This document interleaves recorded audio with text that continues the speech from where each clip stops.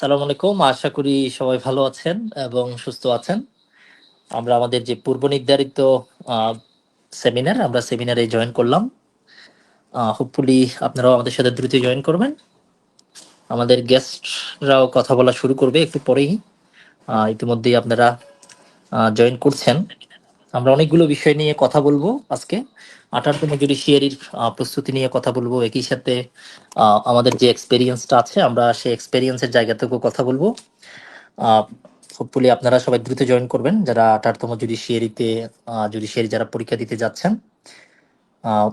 ওকে, আস্তে আস্তে আপনারা জয়েন করেন, আমরা শুরু করব। আর আপনাদের যত প্রশ্ন আছে অবশ্যই আপনারা করবেন। অনেকেই দেখতে পাচ্ছি কমেন্টও করছেন। সাদিয়া আফরিন জয়েন করেছে আমাদের সাথে। আসসালামু আলাইকুম। ওয়ালাইকুম আসসালাম। হোপফুলি বাকিরাও জয়েন করবেন। ইফাত জাহান কলি জয়েন করেছে। আসসালামু আলাইকুম। ওয়ালাইকুম আসসালাম। হোপফুলি বাকিরাও জয়েন করবেন।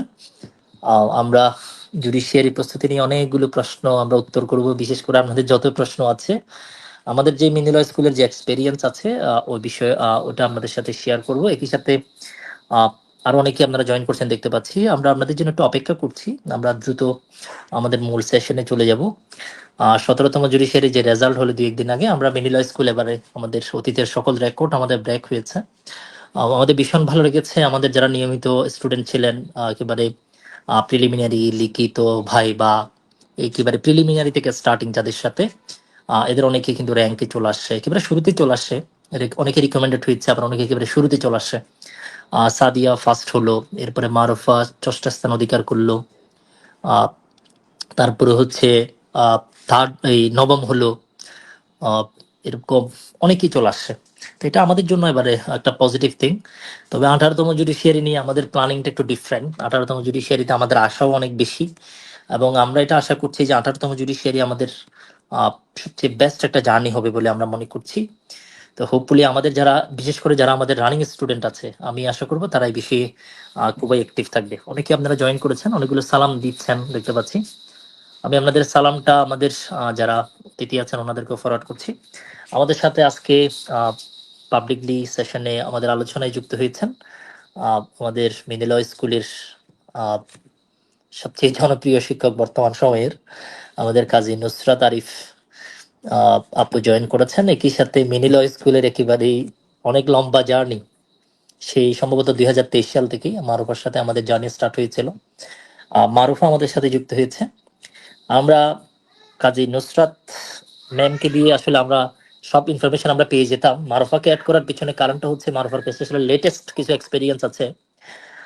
তো আমরা মারুফা ক্লাস করেছে, নুসরাত ক্লাস নিয়েছে, তো আমরা দুই ভিউ থেকে আসলে এটা আমরা দেখব। এবং একই সাথে আমি নিজেও 13তম জুডিশিয়ারি থেকে অনেকের সফলতা, অনেকের ব্যর্থতার সাথে কানেক্টেড আছি। এবং যাদের সাথে আমরা রুম শেয়ার করতাম, একই রুমে 2-3 জন থাকতাম, ম্যাক্সিমাম জুডিশিয়ারিতে চলে গেছে। তো যার কারণে অনেকগুলো এক্সপেরিয়েন্স আমারও আছে, ব্যর্থতার এক্সপেরিয়েন্স, সফলতার এক্সপেরিয়েন্স। আশা করি আমরা সেগুলো আপনাদের সাথে শেয়ার করব। মারুফার কিছু বক্তব্য সম্ভবত অ্যাড হয়েছে, মারুফা ফর রক্স। আচ্ছা, আর অনেকগুলো কমেন্ট দেখতে পাচ্ছি। ওকে, আমরা কমেন্ট গুলো পড়বো মাঝে মাঝে। অনিকা রহমান সোহার অনেকে জয়েন করেছে। প্রথমে আমি আচ্ছা, আমাদের সম্মানিত অতিথির আগে 30 সেকেন্ড করে পরিচয় দিক, এরপর আমরা সামষ্টিক আলোচনায় যাব। আমি প্রথমে আমাদের কাজী নুসরাত ম্যামকে বলবো স্টার্টিংটা দেওয়ার জন্য, এরপর আমরা মারুফার কাছে যাব, এরপর আমরা সম্মিলিত আলোচনায় যাবো। আর আপনারা প্রশ্ন করতে থাকেন, আমরা সকল প্রশ্নের উত্তর দিব আজকে। আসসালামু আলাইকুম। যারা লাইভে যুক্ত হয়েছেন সবাইকে শুভেচ্ছা জানাচ্ছি, স্বাগত জানাচ্ছি। এর মধ্যে অনেকের সাথে কিছুক্ষণ আগে আমার ক্লাসে দেখা হয়েছে, অনেকের সাথে বিভিন্ন ক্লাসে বিভিন্ন ভিডিও বার্তায় দেখা হয়েছে। সবাই আমাকে চেনেন। তারপর আরো একবার পরিচয় দিচ্ছি, আমি কাজী নুসরাত, বাংলাদেশ জুডিশিয়াল সার্ভিস কমিশনের বিচারক হিসেবে কর্মরত আছি, সহকারী জজ হিসেবে কর্মরত আছি। আশা করছি আজকের ভিডিও বা লাইভটি যারা যেখান থেকেই দেখবেন সবাই ভালো আছেন, সুস্থ আছেন, সুন্দর আছেন। আপনাদের যে কোনো প্রশ্ন নির্দ্বিধায় আমাদেরকে জিজ্ঞেস করবেন। আর আজকে আমার আসলে খুব প্রাউড একটা moment. I am very much proud because I am sharing the same platform with my student who used to be Advocate Marufa Yasmin. Now let me introduce her once again. Marufa Yasmin, recommended Assistant Judge, Bangladesh Judicial Service Commission. Just an advocate to বিজ্ঞ সহকারী জজ। এর থেকে proud moment আসলে আমার জন্য আর কিছু হয় না। তো আমরা অনেক গল্প করব, অনেক কথা শুনবো। হোপফুলি থাকবেন আপনারা শেষ মুহূর্ত পর্যন্ত আমাদের সঙ্গে। আর যে কোনো প্রশ্ন থাকলে নির্দ্বিধায় আমাদেরকে জিজ্ঞেস করবেন। ধন্যবাদ সবাইকে। মারুফাকে পরিচয় দেওয়ার জন্য আমি অনুরোধ করছি।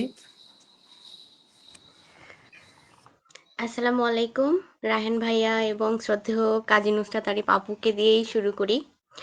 আর সবাইকে অনেক অনেক ধন্যবাদ আমাদের সাথে যুক্ত হওয়ার জন্য। আমি মোসাম্মদ মারুফা ইয়াসমিন, সাউথ ইস্ট বিশ্ববিদ্যালয় থেকে এলএলবি এবং এলএলএম সম্পন্ন করেছি। সপ্তদশ বাংলাদেশ জুডিশিয়াল সার্ভিস পরীক্ষায় ষষ্ঠ স্থান অধিকার করে সহকারী জজ বা জুডিশিয়াল ম্যাজিস্ট্রেট হিসেবে সুপারিশপ্রাপ্ত হয়েছি। আর আমি আজকে আপনাদের সাথে কথা বলবো। আমি কিছুটা নার্ভাস, কারণ আমার শ্রদ্ধেয় শিক্ষক মন্ডলীর সাথে আমি এখন প্ল্যাটফর্ম শেয়ার করতেছি। এটা আমি আসলে ১ বছর আগেও ভাবতে পারিনি। ১ বছর কেন, আমার রেজাল্টের ১ দিন আগেও কখনো ভাবতে পারিনি যে আমি এইভাবে তাদের সাথে প্ল্যাটফর্ম শেয়ার করব। তো যদি কোনো কথার মধ্যে ভুল বা কোনো কিছু বলে থাকি তাহলে সবাই ক্ষমা সুন্দর দৃষ্টিতে দেখার অনুরোধ করছি সবাইকে। Thank you. মারুফা, আমরা রিল্যাক্সে কথা বলবো, এখানে প্যারা নেওয়ার কিছু নাই। আর দ্বিতীয়ত জি হচ্ছে, ভাই। তুমি যে জায়গায় জুডিশিয়ারিতে মাননীয় বিচারপতি, একেবারে বাংলাদেশের সবচেয়ে যারা স্কলার আছে তাদের সামনে তুমি নির্ভয়ে ভাইবা দিয়ে চলে আসো, সেই জায়গায় এই প্ল্যাটফর্মটা বা আমাদের আজকের এই মিটিংটা কোনো কিছুই না। আর এখানে আমাদের সাথে তোমার সবার রেগুলারই কথা হয়, সুতরাং প্যারা নেওয়ার কিছু নাই। আমরা একেবারে চিল মোডে বা স্মাইল ফেসে আমরা আজকের এই সেশনটা কন্ডাক্ট করব বা আমাদের এই মিটিংটা কন্ডাক্ট করব। একেবারেই আমাদের ফেস কালো হবে না, মানে আমরা খুব জলি মোডে ক্লাস সেশনটা কন্ডাক্ট করবো, কারণ অনেকগুলো প্রশ্ন আসবে এখানে, যে প্রশ্নগুলোর আমরা উত্তর দিয়ে স্টার্ট করব। আমি প্রথমে অনেকে অনেকগুলো অলরেডি প্রশ্ন করে করে ফেলেছেন, বিশেষ করে নুসরাত ম্যামের কথা আবার শেষ। আচ্ছা, মাত্রই নুসরাত ম্যামের ক্লাস শেষ করলাম। আচ্ছা, নুসরাত ম্যামের ক্লাস একটু আগে শেষ হলো, ক্লাস শেষ করে উনি আমাদের এই মিটিংটাতে জয়েন করেছেন, এই জন্য আমরা ওনাকে অবশ্যই ওয়েলকাম করছি। আর অনেকগুলো কমেন্ট আসছে। আহ, আদিত্য রয় কাপুর একটা কমেন্ট করেছেন, মার্চ মাস থেকে যদি পুরোদমে শুরু করি তাহলে কি জুডিশিয়াল ম্যাজিস্ট্রেট হওয়া সম্ভব বা রিকমেন্ডেড হওয়া সম্ভব? এটা নুসরাত ম্যাম আনসার করবেন একটু পরে, ওনার কাছে আমরা যাব। যেহেতু এজ এ টিচার হিসেবে ওনার কাছে আসলে রেগুলার প্ল্যানিং আছে, উনি দীর্ঘদিন ধরে ক্লাস নিচ্ছেন। তো আমরা প্রথমেই মারুফার কাছে একটু মারুফার এক্সপেরিয়েন্সটা শেয়ার করব, মারুফা থেকে অনেক কথাবার্তা শুনবো, এরপর আমরা নুসরাত ম্যামের কাছে আসবো।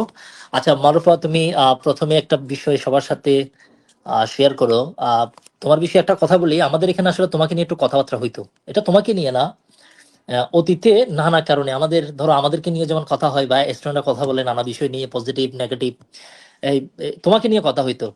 তো এই কারণে তোমাকে নিয়ে কথা বলতে হচ্ছে, সাথী তোমাকে নিয়ে কিছু কথাবার্তা বলতো, এই যে তোমার খাতা নিয়ে, তোমার খাতার প্রেজেন্টেশন নাকি অনেক সুন্দর।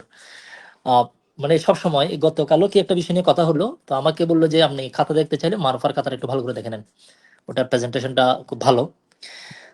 তো এরকম অতীত এরকম কয়েকটা জন স্টুডেন্টের সাথে কিন্তু প্রায় সময় আমরা পিছনে কথাবার্তা বলতাম যে এ খুব রেসপন্স করে, এ খুব প্রশ্ন করে। এটা স্বাভাবিক একটা বিষয়। তো তুমি আসলে ওরকমই একজন যাকে নিয়ে আসলে আমাদের মধ্যে প্রায় সময় কথাবার্তা হইতো। আর মারুফাকে নিয়ে আমি একটা ইন্টারেস্টিং কথা থ্যাংক বলি। ইউ ভাইয়া।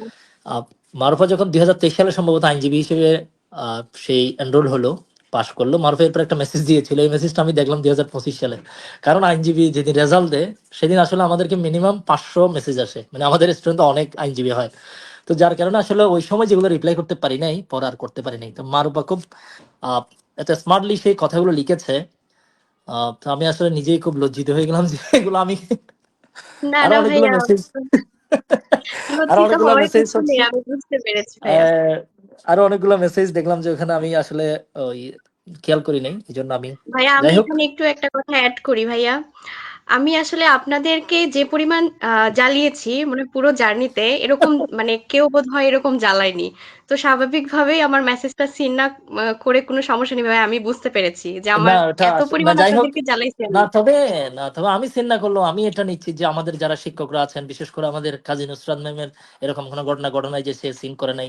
তারপর আমাদের সাথী আপু যারা আছেন, মানে ওনাদের যে দায়িত্বটা, ওনারা, আমি এটা নিশ্চিত যে আমাদের দায়িত্বে বিন্দু পরিমাণ আমাদের যারা পরীক্ষক আছেন বা টিচার আছেন, ওনারা কখনোই অবহেলা করেন নাই এবং বর্তমানেও করেন না। মানে এই গুডউইলটা আমাদের আছে যে সবাই এই ব্যাপারে খুবই অ্যাক্টিভ। তুমি তোমার জার্নিটা একটু স্টার্ট করো। তুমি যে, তোমার সম্ভবত এটা ফার্স্ট জুডিশিয়ারি ছিল আমি যতটুকু জানি। জি, জি ভাইয়া, প্রথম জুডিশিয়ারি তুমি ছিল। হ্যাঁ, তুমি তোমার একেবারে ট্রেলি জার্নি দিয়ে তুমি স্টার্ট করতে পারো। তুমি তোমার জার্নিটা একটু সামারিলি স্টার্ট করো, এরপর আমরা স্পেসিফিক কিছু প্রশ্ন করে তোমার কাছে যাব, বিশেষ বেশি করে যাব নুসরাত ম্যামের কাছে, কারণ ওনার এক্সপিরিয়েন্সের জায়গাটা অনেক হাই। তুমি তোমার জার্নিটা একটু শেয়ার করো, তোমাকে অনেকে প্রশ্ন করছে। আহ, জি ভাইয়া। ভাইয়া আমার জুডিশিয়ারি জার্নিটা মূলত শুরু হয় ভাইয়া 2020 সাল থেকে, যখন আমি কোভিডের সময় ভাইয়া আমাদের পুরো দেশ তো লকডাউন ছিল। তো ওই সময় আমাদের অনলাইন ক্লাস হতো ইউনিভার্সিটিতে। তো আমি ওই সময় একটু ঘাটাঘাটি করছিলাম জুডিশিয়ারি কি, জুডিশিয়ারিতে আসলে সিলেবাসে কি কি থাকে। তো ওই সময় আমি আসলে কিছুই জানতাম না। তো আমাদের ফেসবুকে একটা গ্রুপ আছে, বাংলাদেশ জুডিশিয়াল সার্ভিস কমিশন সম্ভবত নাম। তো আমি ওখানে একটা পোস্ট করি। তো ওখানে পোস্ট করার মাধ্যমে আমার আরো একজন শ্রদ্ধেয় বড় ভাই, তিনি বর্তমানে ভাইয়া চট্টগ্রাম জজ কোর্টের একজন বিজ্ঞ বিচারক। তো ভাইয়ার সাথে আমার যোগাযোগ হয় এবং ভাইয়ার হাত ধরেই মূলত আমার প্রথম জুডিশিয়ারির পথ চলা। এরপর আমি আস্তে আস্তে ভাই আমার একাডেমিক কোর্স চলছিল। তো ১৬তম জুডিশিয়ারির সার্কুলার যেদিন হয় ২০২৩ সালে, সম্ভবত আমি যদি ভুল না করি ভাইয়া মার্চ মাসে। তো ওই সময় থেকে আমি চিন্তা করি যে আমি জুডিশিয়ারি প্রিপারেশনটা গুছানো নিব। কারণ আমার মনে হতো ভাইয়া আমার অনেক কিছু পড়া আছে, কিন্তু আমি আসলে সব পড়া গুছিয়ে নেইনি। তো আলটিমেটলি আমি পরীক্ষায় ভালো করতে পারবো না। তো ২০২৩ সালে আমি চিন্তা করি যে আমি জুডিশিয়ারি প্রিপারেশনটা সিরিয়াসলি গুছানো নিব। তো তখন থেকে আমি পড়াশোনাটা শুরু করি এবং পড়াশোনাটা যখন শুরু করতে যাই, তখন আসলে আমি সবকিছু গোলমিলে করে ফেলি। স্পেশালি জেনারেল সাবজেক্ট গুলো আমার মনে হতো আমি কি পড়বো না পড়বো, সবকিছু আমার কাছে গোলমিলে মনে হতো। তো ওই সময়টা আমি ডিসিশন নিই যে যেকোনো একটা প্ল্যাটফর্মে আমার যুক্ত হতে হবে। তখন যে মিনি ল স্কুলে আমি যুক্ত হব এরকম ভাবিনি, তবে আমার মনে হয়েছে যে আমার নির্দিষ্ট একটা প্ল্যাটফর্মে যুক্ত হওয়া উচিত, অন্তত আমাকে গাইডলাইন দিবে, এই প্ল্যাটফর্ম থেকে আমি কিছু গাইডলাইন পাবো। তো আমি Facebook এরকম স্ক্রল করতে থাকি যে আমি কোথায় ভর্তি হব। তো স্ক্রল করতে করতে আমার শ্রদ্ধেয় পূর্ণতা আপুর একটা ভিডিও আমার সামনে পড়ে। আমি অলরেডি একটা স্ট্যাটাসে কিন্তু লিখেছিলাম এই বিষয়টা, যে আপুর একটা স্ট্যাটাস আমার সামনে পড়ে। তখন আমার আসলে ভালো লেগে যায়। আপু খুব সুন্দর করে বলছিলেন যে মিনি ল স্কুলের সাথে তার জার্নিটা কিরকম ছিল। তো আপুর ভিডিওটা দেখে আমি আসলে সিদ্ধান্ত নিই যে আমি মিনি ল স্কুলের সাথে যুক্ত হব। এরপর ভাই আপনাদের সাথে আমার পথ চলা শুরু। এরপর প্রথমত ভাই আমি বার কাউন্সিলের ব্যাচে ভর্তি ছিলাম। আমি কিন্তু জুডিশিয়ারির ব্যাচে ভর্তি ছিলাম না। মিনি ল স্কুলে বার কাউন্সিলের ব্যাচে ভর্তি ছিলাম। এরপর আমি 7 লস অলরেডি ৩-৪ মাসের মধ্যে শেষ করে ফেলেছিলাম। আপনার ক্লাস ছিল সিপিসি, সিআরপিসি, পেনাল কোড। তো ৩-৪ মাসের মধ্যে আমি 7 লসটা শেষ করে ফেলেছিলাম। ফেলার পরে আমি আপনাকে একটা মেসেজ করেছিলাম, ভাইয়া আমি তো এরকম বার কাউন্সিলের ব্যাচে আছি, তো আমাকে কি কোনোভাবে জুডিশিয়ারির ব্যাচে ট্রান্সফার করা যায় কিনা? তখন আপনি বলেছিলেন, আপু কোনো সমস্যা নাই, আপনি বার কাউন্সিলের ব্যাচে যে টাকাটা দিয়ে ভর্তি হয়েছেন ওই টাকাটা বাদ দিয়ে আপনার যে টাকা এক্সট্রা হয় আপনাকে পে করলে আপনাকে আমি জুডিশিয়ারি ব্যাচে আর কি ট্রান্সফার করাই দিব। এরপরে আপনাকে আমি পে করার পরে ভাই আপনি আমাকে জুডিশিয়ারি ব্যাচে ট্রান্সফার করাই দেন। এরপরে জুডিশিয়ারি জার্নি আমার শুরু। প্রিলি, রিটেন, ভাইবা সবকিছুই আমার মিনি ল স্কুলের সাথে, শ্রদ্ধেয় নুসরাত আপুর সাথে, আপনার সাথে এবং মিনি ল স্কুলের পুরো টিম মেম্বারের সাথে আমার জার্নিটা শুরু হয়। তুমি এবং তুমি আমাদের আলহামদুলিল্লাহ সম্ভবত 17তম জুডিশিয়ারির ফার্স্ট বেসের স্টুডেন্ট, আমাদের প্রথম ব্যাচের স্টুডেন্ট। জি ভাইয়া। প্রথম বেসের আমি স্টুডেন্ট। জি ভাইয়া, আমি একদম শুরু থেকে পাই এবং ইন্টারেস্টিং ভাবে আমি আম একটা সাবজেক্টের ক্লাস আমি অসংখ্যবার পাই। এবং আমি অসংখ্যবারই ওই ক্লাসগুলো করি। আমার কিন্তু কোনো ক্লাস কখনো বোরিং লাগতো না। আপনার আমি সিপিসি ক্লাস করেছি, সেটাও আমি একদম পুরোপুরি রেকর্ড ক্লাস কখনোই করিনি, লাইভ ক্লাস। এরপরে আপনার ক্লাস শেষ হয়ে যাওয়ার পরে সম্ভবত আমাদের শ্রদ্ধেয় তুহিন ভাই ক্লাস নিয়েছিলেন সিপিসি। ভাইয়ার ইয়েস, ক্লাসও আমি একদম পুরোপুরি করেছিলাম। তো এইভাবে প্রত্যেকটা সাবজেক্টের ক্লাস আমি ৪-৫ বার করে করতাম। তাতে হতো কি যে ওই সাবজেক্টটা আমি রেখে দিতাম না। মানে ওইটা আমার রিভিশনের উপরেই থাকতো। ক্লাসও চলতো, পরীক্ষা চলতো, আমার পড়াশোনাটাও চলতো। তো এর কারণে আমি সাবজেক্টগুলো ভুলে যেতাম না। তো এটাই আমরা সবসময় ফেস করি যে আমরা একটা সাবজেক্ট পড়ে রেখে দিলে ওই সাবজেক্ট আমরা ভুলে যাই। তো আমার ক্ষেত্রে ভাই এটা হতো না। যে বারবার করে রিভিশন দিতে থাকতাম, ক্লাসগুলো চলতে থাকতো। তো আলহামদুলিল্লাহ ভাইয়া, এই তো আল্টিমেটলি আল্লাহ তাআলার অশেষ তোমার রহমতে একটা ভাইয়া। জিনিস খেয়াল করলাম যে আমাদের যতগুলো লিখিত পরীক্ষা ছিল, আমি তোমার নামটা সবসময় লিখিত পরীক্ষা রেজাল্টের মধ্যে থাকতো। তো একটা বিষয় আমি নিশ্চিত হলাম, তুমি লিখিত পরীক্ষা কখনোই মিস করো নাই, রাইট? ভাইয়া সত্যি কথা বলতে আমি সর্বশেষ যে লিখিত পরীক্ষাটা হয়েছিল ওটা আমি দেইনি ভাইয়া। তার আচ্ছা, ওটা আগে দাও নাই। যতগুলো লিখিত পরীক্ষা হয়েছিল ওই সবগুলো দিয়েছিলাম। একদম সর্বশেষে যে মডেল টেস্টটা ছিল ওই মডেল টেস্টটা আমি দেইনি। তোমার কথা প্রসঙ্গে একটা কথা বলে ফেলি, দীর্ঘদিন ধরে আমি কানেক্টেড আছি, স্টুডেন্টরা এতগুলো টাকা পে করে, এত টাকা দিয়ে ভর্তি হয়, বিশেষ করে বার কাউন্সিল গুলোতে। দেখলাম যে হুম অনেকেই লিখিত পরীক্ষাগুলো দেয় না, তো এতগুলো টাকা সে আমাকে কেন পে করবে? কারণ পরীক্ষার জন্য আমি এখানে, নুসরাতও আছে, ও তো আসলে সব ম্যাক্সিমামই জানে আমাদের বিষয়ে। এই পরীক্ষার হুম জন্য আমার মনে হয় আমরা প্রতি বছরই বার কাউন্সিল এবং জুডিশিয়ারি শুধু পরীক্ষার খাতা মূল্যায়ন এবং পরীক্ষা রিলেটেড কাজের জন্য 3 থেকে 4 লাখ টাকা আমাদের বরাদ্দ থাকে। মানে আমরা অনেকগুলো টাকা এখানে ব্যয় করি খরচের। কিন্তু কিছু স্টুডেন্ট আছে ওরা কেন ভর্তি হয় আমি আসলে নিজেও জানি না, ওরা মনে হয় শুধুই আমাদের ভাইয়া, লেকচার আমি গুলো শোনে। এখানে একটা কথা বলবো ভাইয়া, আপনাকে একটু থামিয়ে দিলাম।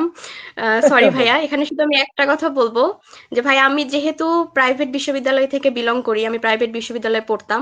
তো আমার মনের ভেতর কোথাও একটা ভাইয়া একটা কনফিউশন ছিল যে আমি প্রাইভেট ইউনিভার্সিটিতে পড়ি, আমার ব্যাচে আলহামদুলিল্লাহ আমার মোটামুটি একটা ভালো পজিশন আমি সিকিউর করেছি। তো আমার মনে হতো কি যে আমি বোধহয় পাবলিকে যার যে স্টুডেন্টরা পড়াশোনা করে তাদের মতো হয়তো বা আমি না। আমি আমার দিক থেকে ঠিক আছে, আমি ভালো, কিন্তু পাবলিকের যারা পড়ে তারা হয়তো বা আমার থেকে আরো বেশি ভালো।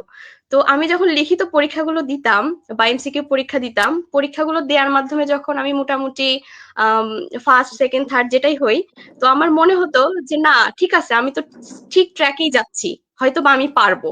তো এই জিনিসটা ভাই আমি লিখিত পরীক্ষা দেওয়ার মাধ্যমে আমি বুঝতে পেরেছিলাম যে আমার দ্বারা হয়তো বা কিছু একটা হবে, হলেও হতে পারে। না, তোমার এটা আমরা প্রায় সময় তোমার খাতাগুলো নিয়ে কথা হইতো। মানে এটা বিশেষ করে সাথী তো আমাদের এখানে খাতার মূল্যায়নের দায়িত্ব আছে। আপনাকে এই সাথীর সাথে একটু পরিচয় করা দিই সবাইকে। আর সাথীকে আজকে আমরা নুসরাতকে যেভাবে আমরা ক্যামেরায় আপনার দেখতে পাচ্ছেন একই ফ্রেমে, কিন্তু সাথীকে আসলে আমরা, সাথী সামনে কখনোই আসে না, এ হচ্ছে আমাদের পুরো এক্সাম ডিপার্টমেন্টটা ও দেখাশোনা করে। আর আমাদের মিনিল স্কুলের যেটা সৌভাগ্য সেটা হচ্ছে আহ সাথী ফ্রম রাজশাহী ইউনিভার্সিটি, সে অষ্টম স্থান অধিকার করেছিল। সে তার প্রিলি, লিখিত, ভাইভা, বেসিক্যালি সে পূর্ণতার মাধ্যমে এখানে এসেছিল। পূর্ণতা হয়েছিল ষষ্ঠ, আর সাথী হয়েছিল অষ্টম। সাথী আমাদের পরীক্ষা বিভাগটা দেখে এবং ও এত বেশি আন্তরিক খাতার মূল্যায়ন ওভারঅল সবকিছু নিয়ে।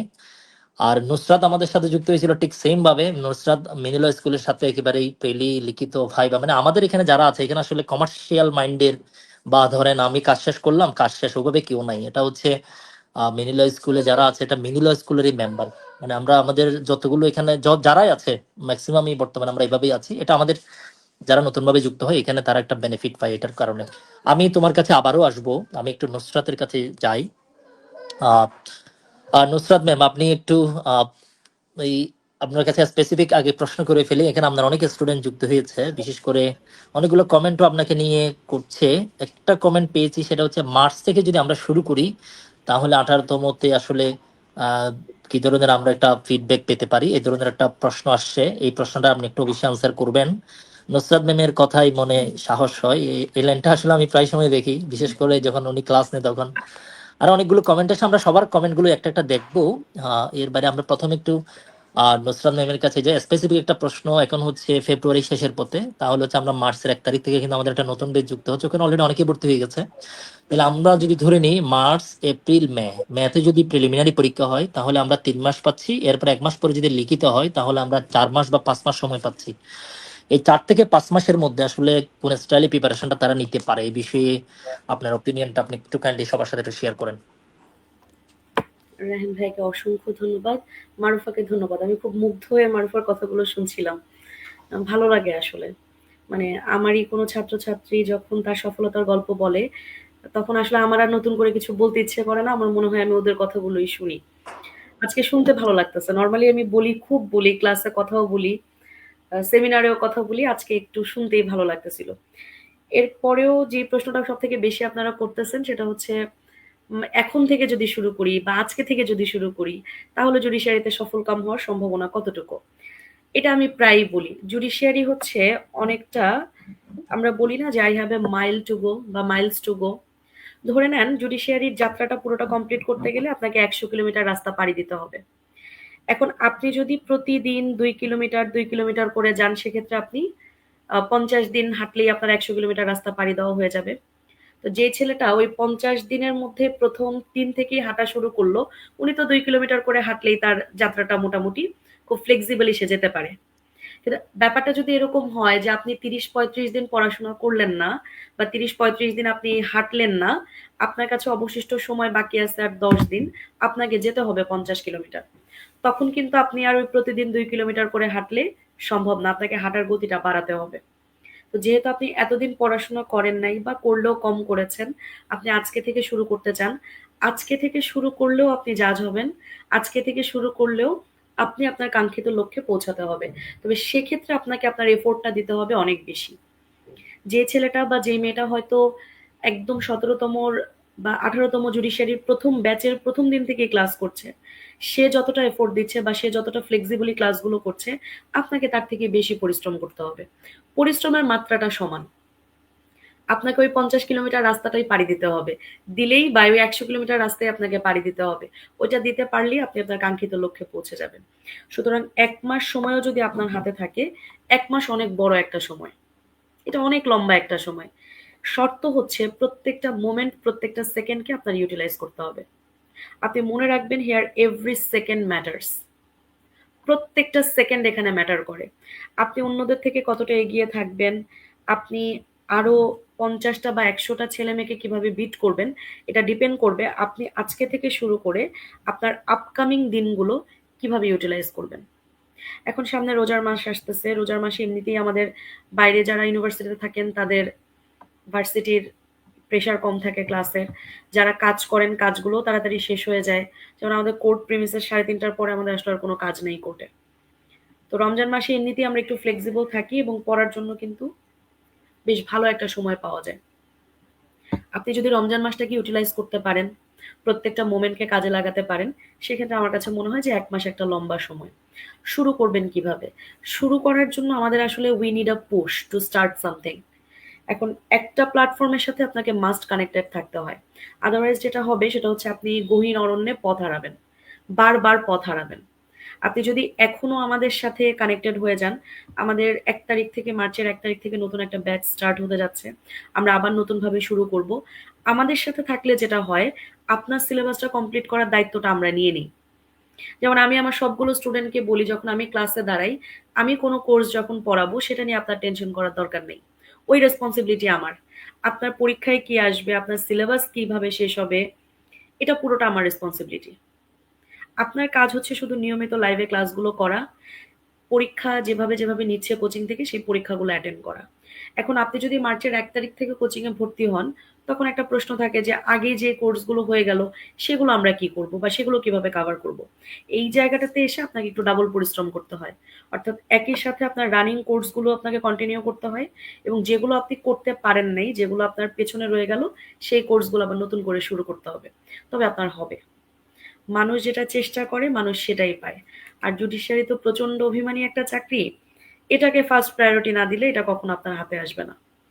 যদি সবকিছু বাদ দিয়ে মানে ইহজাগতিক সমস্ত চিন্তা বাদ দিয়ে এইদিকে ধ্যান, জ্ঞান, মন প্রাণ ধারণা দিয়ে পড়ে থাকতে পারেন, অবশ্যই চাকরি হবে এবং ১৮ বিজিএস এর সেমিনারে আপনার সাথে আমি এরকম বসে আবার একটা কথা বলব। যদি ততদিন পর্যন্ত আমি বেঁচে থাকি বা সুস্থ থাকি। মাহিমের একটা কমেন্ট দেখতে পাচ্ছি যে মাস্টার্স করিনি, গ্র্যাজুয়েশন কমপ্লিট করে সরাসরি জুডিশিয়ারি প্রিপারেশন শুরু করি, পরে আর মাস্টার্স করা হয়নি, মাস্টার্স না থাকার কারণে কি কোনো প্রবলেম হতে পারে কিনা? না, মাস্টার্স না থাকার কারণে মাহিম জুডিশিয়ারিতে কোনো সমস্যা হয় না। আপনি চাইলে চাকরিতে জয়েন করার পরেও মাস্টার্স করতে পারেন, চাইলে দেশের বাইরে থেকেও আপনি মাস্টার্স নিয়ে আসতে পারেন, কোনো অসুবিধা নাই। সো সেক্ষেত্রে মাস্টার্সটা আপনার জুডিশিয়ারিতে এন্ট্রির ক্ষেত্রে বা কর্মরত থাকার ক্ষেত্রে কোনো একটা সমস্যা তৈরি করে না। আপনি এটা যেকোনো সময় আপনি রিকমেন্ডেড এর পরেও করতে পারবেন। একটা দীর্ঘ সময় থাকে। রিকমেন্ডেশন এর পরে কিন্তু ৮-৯ মাসের একটা লম্বা প্রসিডিউর থাকে। ওই সময় আপনি চাইলে মাস্টার্সটা করে নিতে পারেন। এটা কোনো বড় সমস্যা না। রায়হান ভাই, কিছু বলার আছে কিনা আপনার বা বলতে চাচ্ছেন কিনা? আচ্ছা, আরেকটা প্রশ্ন আমি দেখতে পাচ্ছি সেটা হলো সানজিদা অনন্যার। সিজিপিএ খারাপ হলে সেটা ভাইবায় বাজে প্রভাব ফেলে। এটা ভেবে যে স্টুডেন্ট ভালো না এমন কিছু সে আবার জাজ হবে কি করে? আচ্ছা, ভালো স্টুডেন্ট, খারাপ স্টুডেন্ট বলে তো আসলে কিছু হয় না। হয় আপনি পরিশ্রমী স্টুডেন্ট অথবা আপনি ফাঁকিবাজ স্টুডেন্ট। পৃথিবীতে মানে আমি সবাইকে এই কথাটা বলি, মেধাবী বলে আসলে তেমন কিছু নাই। আপনার ধৈর্য আর আপনার পরিশ্রম। আপনি যদি অনেক বাজে একটা স্টুডেন্টও হন, মানে কেউ যদি আমাকে এসে বলে যে আপু আমি খুব খারাপ স্টুডেন্ট, আমি পারি না, আমি তখন তাকে বলি আপনার মেধা কম, এটা আমি বিশ্বাস করতে রাজি না। আপনি পরিশ্রমী না, অথবা আপনার ধৈর্য নাই। আপনি খুব তাড়াতাড়ি ধৈর্য হারা হয়ে যান। সুতরাং আপনার সিজিপিএ খারাপ এটার একটা কারণ হতে পারে আপনি একাডেমিক লাইফে প্রপারলি আপনার সময়টাকে ইউটিলাইজ করেন নাই। হয়তো যেভাবে আপনার একাডেমিক্যালি পরীক্ষাগুলো দেওয়া দরকার ছিল হ্যাঁ আপনি দেন নুসরাত, এই নাই। বিষয়ে না, এই বিষয়ে একটা ইনফরমেশন শেয়ার করি। তোমার বরিশাল বিশ্ববিদ্যালয় থেকে একজন রিকমেন্ডেড হয়েছে এবারে, তার হচ্ছে 2.97 রেজাল্ট। একটু আগে দেখলাম আমি, পত্রিকায় নিউজ হয়েছে, এটা গ্রুপে তো শেয়ার করেছি। একটা হ্যাঁ, ইয়ে আমাদের সামনেই, একাডেমিক রেজাল্ট খারাপ মানে ওই পার্টিকুলার মোমেন্টে আপনি পরিশ্রম করেন নাই। কিন্তু এখন যদি আপনি ধৈর্যের সাথে পরিশ্রমটা চালায় যান, অবশ্যই সফল হবেন ইনশাল্লাহ। ও আমরা আবার একটু মারুফার কাছে যাই, আমরা ম্যাডামের কাছে আবার আসবো, কারণ ওনাকে অনেকগুলো প্রশ্ন করেছেন আমি দেখতে পাচ্ছি। একজনের প্রশ্ন, আমি দ্বিতীয় বর্ষের স্টুডেন্ট, লিখিত কোন মাধ্যমে দিলে ভালো হবে, আপনি কোন মাধ্যমে দিয়েছেন? উনি সম্ভবত মারুফা ইংলিশে পরীক্ষা দিয়েছো, রাইট? ভাইয়া আমি বাংলা পরীক্ষা, সাধারণ জ্ঞান পরীক্ষা আর ম্যাথ সায়েন্স, এই তিনটা বাদ দিয়ে বাকিগুলো সব ইংলিশে দিয়েছি। আবার এটা নিয়ে একটা ভুল ইনফরমেশন যেতে পারে, মারুফা ইংলিশে দিয়েছে ঠিক আছে, কিন্তু আরো অনেকে যারা রিকমেন্ডেড হয়েছে অনেকে বাংলায় পরীক্ষা দিয়েছে, যেমন রিগান বড়ুয়া সৌরভ, ফেসবুক আইডি দেখবেন। তাও আমাদের মিডিল স্কুলের সাথে 16তম জুডিশিয়ারিতে এসেছিল। খুবই ভালো ভালো ছেলে, স্মার্ট ওয়ান। সে কিন্তু সবগুলো পরীক্ষা বাংলায় দিয়েছে।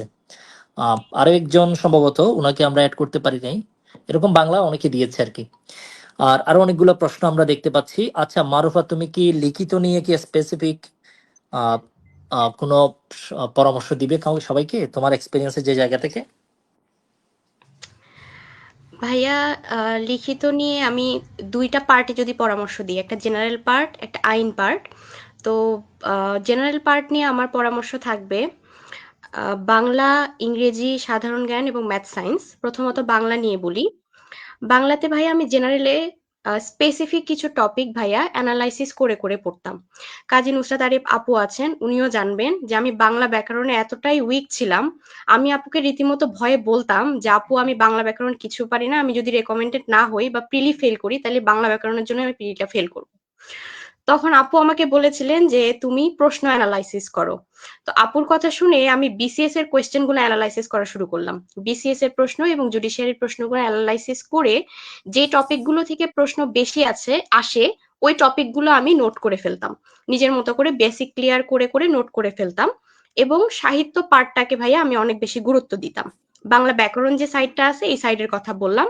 আর রিটেন পার্ট যেটা আছে ভাইয়া, আমার মনে হয় যে রিটেনে ভালো করার জন্য কেউ যদি ব্যাকরণ পার্টটা খুব একটা বেশি না পারে, আমার মনে হয় রিটেন পার্টে তাকে ফোকাস করা উচিত। অনেকে বলবে রিটেন পার্টে ভালো মার্কস আসে না, রিটেন পার্টে একটা এভারেজ মার্কস আসে। কিন্তু আমি বলবো ভাইয়া, কেউ যদি খুব সুন্দর করে খাতাটাকে প্রেজেন্ট করতে পারে, তাহলে আমার মনে হয় রিটেন পার্টেও খুব ভালো একটা মার্কস পাওয়া যায় ভাইয়া। আমি নিজে আম ইংরেজি পরীক্ষায় আমার মনে আছে গ্রামার পার্টটা আমার খুব একটা ভালো হয়েছিল না। আমি গ্রামার পার্টে সম্ভবত 50% এর মতো মার্কস পেয়েছিলাম। আমি লিখিত পার্টটা খুব ভালো করে লিখার চেষ্টা করেছিলাম। কোনো ছক দিয়ে বা কোনো ম্যাপ চার্ট দিয়ে, কোনো কোটেশন দিয়ে আমি লিখিত পার্টটাকে সুন্দর করে ভাইয়া প্রেজেন্ট করে দিয়ে এসেছিলাম। তো আমার মনে হয় যে গ্রামার পার্টের যে আমার গ্যাপ ছিল, এটা ভাইয়া আমার লিখিত পার্ট দিয়ে সুন্দর মতো এটা কাভার হয়ে গেছে। আর ভাইয়া আইনের ক্ষেত্রে আমি বলবো যে আমাদের প্রিলিমিনারিতে আমরা তো বেয়ার একটা খুব সুন্দরভাবে পড়ি সবাই। যারা প্রিলিমিনারি কোয়ালিফাই করে এরা অলমোস্ট বেয়ার একটা সুন্দর মতো ভেঙে পড়ে বুঝে তারপরে প্রিলিমিনারিটা পাস করে। কিন্তু রিটেনে গিয়ে হয় কি, আমাদের শুধুমাত্র বেয়ার অ্যাক্ট পড়ে, হ্যাঁ ঠিক আছে বেয়ার অ্যাক্ট পড়ে ভালো মার্কস পাওয়া যায়। তো আমি নিজে যে বিষয়টা করতাম ভাইয়া, এটার সাথে আমি খুঁজতাম যে আমি কি এমন লিখলে খাতায় আমার খাতাটা বাকি আরো 10 জনের থেকে একটু বেশি ভালো হবে। তো আমি এই জিনিসটা নিজে খুঁজে বের করতাম। তো স্পেশালি আমি মুসলিম ল এর ক্ষেত্রে, কনস্টিটিউশনের ক্ষেত্রে যে বিষয়টা করতাম, আমি মুসলিম ল এরটাই কোট করব। সেটা হচ্ছে ভাই, আমি মুসলিম লতে কিছু কোরআনের আয়াত ভাইয়া একদম হুবহু ইংরেজিতে লিখার চেষ্টা করতাম। মানে আমাদের যে টপিক গুলা স্পেসিফিক্যালি বেশি আসতো, যেমন মেইনটেনেন্স থেকে প্রতিবার প্রশ্ন আসে অথবা ম্যারেজ থেকে প্রতিবার প্রশ্ন আসে। তো এই টপিক গুলো আমি আগে খুঁজে বের করতাম, বের করে এই টপিক থেকে আমি স্পেশাল কি আমি অ্যাড করব এই বিষয়টা আমি দেখতাম। যেমন মেইনটেনেন্স থেকে একটা আয়াত ছিল, আমি আয়াতটা যদি ভুল না করে থাকি, এরকম একটা আয়াত ছিল, ওয়ালিল মুতাল্লাকাত মাতাউন বিল মারুফ, এরকম একটা আয়াত ছিল। তো এটা আমি একদম কোরআন শরীফের আয়াতটা হুবহু ইংরেজিতে লিখে দিয়ে আসতাম, একদম ব্লু পেন ইউজ করে সুন্দর করে লিখে দিতাম। তাতে আমার মনে হতো যে আমার খাতাটা বাকি আরো 10 জন স্টুডেন্টের থেকে একটু আলাদা হবে, হলেও একটু আলাদা হবে। এরপর ভাইয়া যদি আমি সংবিধানের ক্ষেত্রে বলি, সংবিধানের ক্ষেত্রে আমাদের রিটেন মাস্টার বইয়ে ভাইয়া কোয়েশ্চেন যখন আমি পড়তাম, যে প্রিভিয়াস কোয়েশ্চেন গুলো আমি যখন পড়তাম, তখন দেখতাম রিটেন মাস্টার বইয়ে খুব সুন্দর করে করে আমাদের মাননীয় বিজ্ঞ বিচারপতি যারা রয়েছেন তাদের কোটেশন গুলা খুব সুন্দরভাবে দেয়া আছে, জাজমেন্ট গুলা কোটেশন গুলা সুন্দরভাবে দেয়া আছে। তো ওখান থেকে আমি খুব সহজ সহজ কিছু কিছু কোটেশন ভাইয়া আমি খাতায় নোট করে ফেলতাম, যে পরীক্ষায় যদি এই টপিকটা আসে তাহলে আমি কোটেশনটা খাতায় ইউজ করব।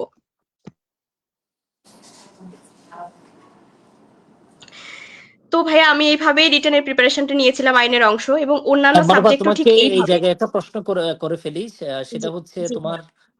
আমরা এখানে হচ্ছে সব হচ্ছে ন্যাচারাল ডিসকাশন, এখানে আর্টিফিশিয়াল কোনো কিছুই আমাদের মানে আসবে না।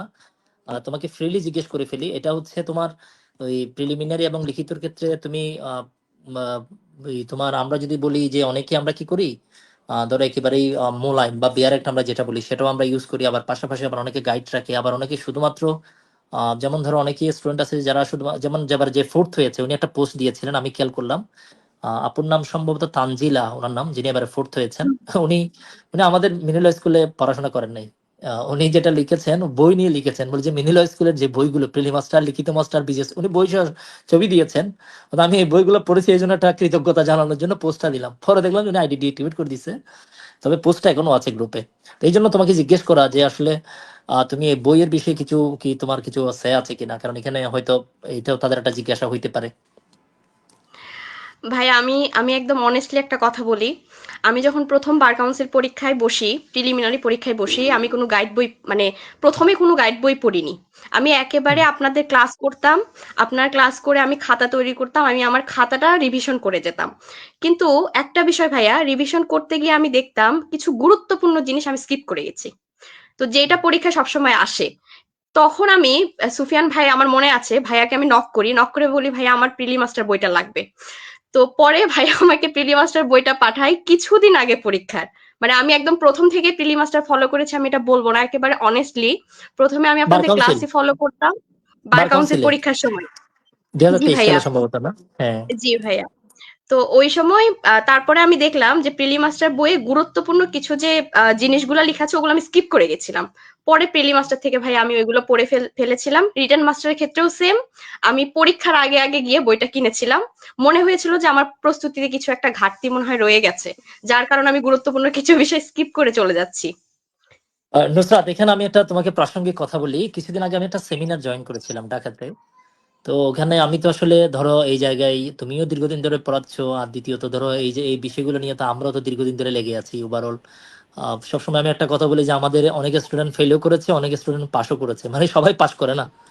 তো এখানে আমি যেটা দেখলাম আসলে মূল আইনের কিছু সেকশন আছে যেগুলো ইংলিশটাও দরকার, মানে একেবারে ইনস অ্যান্ড আউট দরকার। তো আমি আসলে এই কনসেপ্টটা কি করলাম, ধরো সিআরপিসি অথবা সিপিসি অথবা পেনাল কোড, ওখানে 200টা সেকশন হচ্ছে খুবই গুরুত্বপূর্ণ, হয় পরীক্ষায় প্রশ্ন আসে না হয় আসতে পারে। আমি কি করলাম, ওয়েবসাইট থেকে মূল আইনের যে বা আইন মন্ত্রণালয়ের যে ওয়েবসাইট, ওখানে কপি করে যে ইংলিশটা আছে আমরা হুবহু সেটা বসাইলাম প্রিলি মাস্টারে। পাশে আমরা বাংলাটাকে রিঅ্যারেঞ্জ করলাম, ধরো অনেকগুলো বই আছে যে বাংলাটা আসলে বোঝা যায় না, ওরা কি করলো ওই গুগল ট্রান্সলেটর দিয়ে বাংলা করার কারণে ওই তোমার যেটা প্রকৃত মিনিং ওটা আসলে বোঝা যায় না। কিন্তু প্রিলি মাস্টার আসলে এই প্রবলেমটা কেউ ফেস করবে না, কারণ কারণ আমরা সেখানে যে অনুবাদটা দিয়েছি আমরা পড়ে দেখেছি এটা অনুবাদটা ঠিক আছে কিনা, মানে এটা আসলে বোঝা যাচ্ছে কিনা। তো এই কারণে আমি সবসময় বলি যে যারা মানে মূল আইন, আপনি যদি আইন মন্ত্রণালয়ের ওয়েবসাইট হচ্ছে মূল আইনের বেসিক সোর্স, ওইখান থেকে যেটা পাবেন এটার কাট কপি পেস্ট করে প্রিলি মাস্টারে আমি ওভাবে বসাইছি। তো এখন যেটা প্রিলি মাস্টারে কাট কপি পেস্ট করে বসানো আছে, আমার মনে হয় যে এটা প্রিলি মাস্টারে আপনি দাঁড়ি ক্ষমা যে এরকম পাবেন, মূল্যায়নের জন্য যে সেকশনগুলো আপনি পড়বেন সেগুলো আপনি সেম ভাবে আপনি পাবেন। তো ওই জায়গায় তারপর অনেকে বলে যে না দুইটা এক পাশে রাখেন, বা ওটা অনেকে বলে, তো এটা আসলে অনেকে রাখতে পারে, এটা নিয়ে আমার কোনো সে নাই, কারণ দুইটা কিন্তু সেম হুবহু সেম। প্রিলি মাস্টারে বাংলা ইংলিশ দুইটা আছে, মূল আইনে কিন্তু কোনো বাংলা নাই, মূল আইনে শুধু ইংলিশটা আছে। কারণ সরকার তোমার এই যে সিআরপিসি বলো, সিপিসি, পেনাল কোড, এভিডেন্স, তারপরে এসআর লিমিটেশনের একটা কোনো বাংলা প্রোভাইড করে নাই, শুধুমাত্র বার কাউন্সিলের একটা বাংলা প্রোভাইড করেছে, মানে আমি যদি ভুল না করি আর কি, হয়তো তোমাদের বিষয়গুলো জানা থাকবে। তোমাদের কি জুডিশিয়ারিতে ওরকম কোনো প্রোভাইড করেছে যে লগুলোর কোনো বাংলা ভার্সন প্রোভাইড করেছে? হ্যাঁ, আমাদের সবগুলোই হচ্ছে ইংরেজি ভার্সনে, এবং উম, এটা আমি সবসময় বলি যে আপনাদের বইগুলো পড়ার সুবিধাটা হচ্ছে আপনারা যখন মানে আমরা যখন বেয়ার একটা হাতে নিয়ে বসি, বেয়ার একটা কিন্তু অনেক কিছু লেখা থাকে, অনেক কথা লেখা থাকে। এবং ওই নট উইথস্ট্যান্ডিং এনিথিং পড়তে গেলেই মনে করেন আমাদের আর বাকিগুলো আর চোখে লাগে না বা পড়তে ইচ্ছা করে না। আর এত পরিমাণে আশেপাশে তারা কথাবার্তা লিখে রাখে, তখন এই একটা সেকশন পড়তে গিয়ে যখন না বুঝতে পারি তখন মনে হয় যে বাকিগুলো আর পড়বো না বা পড়ার আগ্রহ চলে যায় বা মনে হয় এত কঠিন। এই জায়গাটাতেই আপনি সাকসেসফুল বা আপনার না বই এই বা আপনার জায়গাটা পাবলিকেশন। না আমরা আসলে তোমার না, আমাদের বইগুলো হচ্ছে সবচেয়ে বেশি চলে। এটার পিছনে কারণ যেটা, আমরা আসলে ধরো আমি নিজেতে ক্লাসে যখন ক্লাস নিতাম, তো আমি যেসব জায়গায় প্রবলেম গুলো ফেস করতাম, তারপরে ধরো যেহেতু একেবারে ফিল্ডে থাকার কারণে ফিল্ডের যে এক্সপিরিয়েন্স আমরা এটা এখানে অ্যাপ্লাই করলাম, মানে যার কারণে আমি এখন তো আলহামদুলিল্লাহ আমাদের বই তো অনেক বেশি যায়।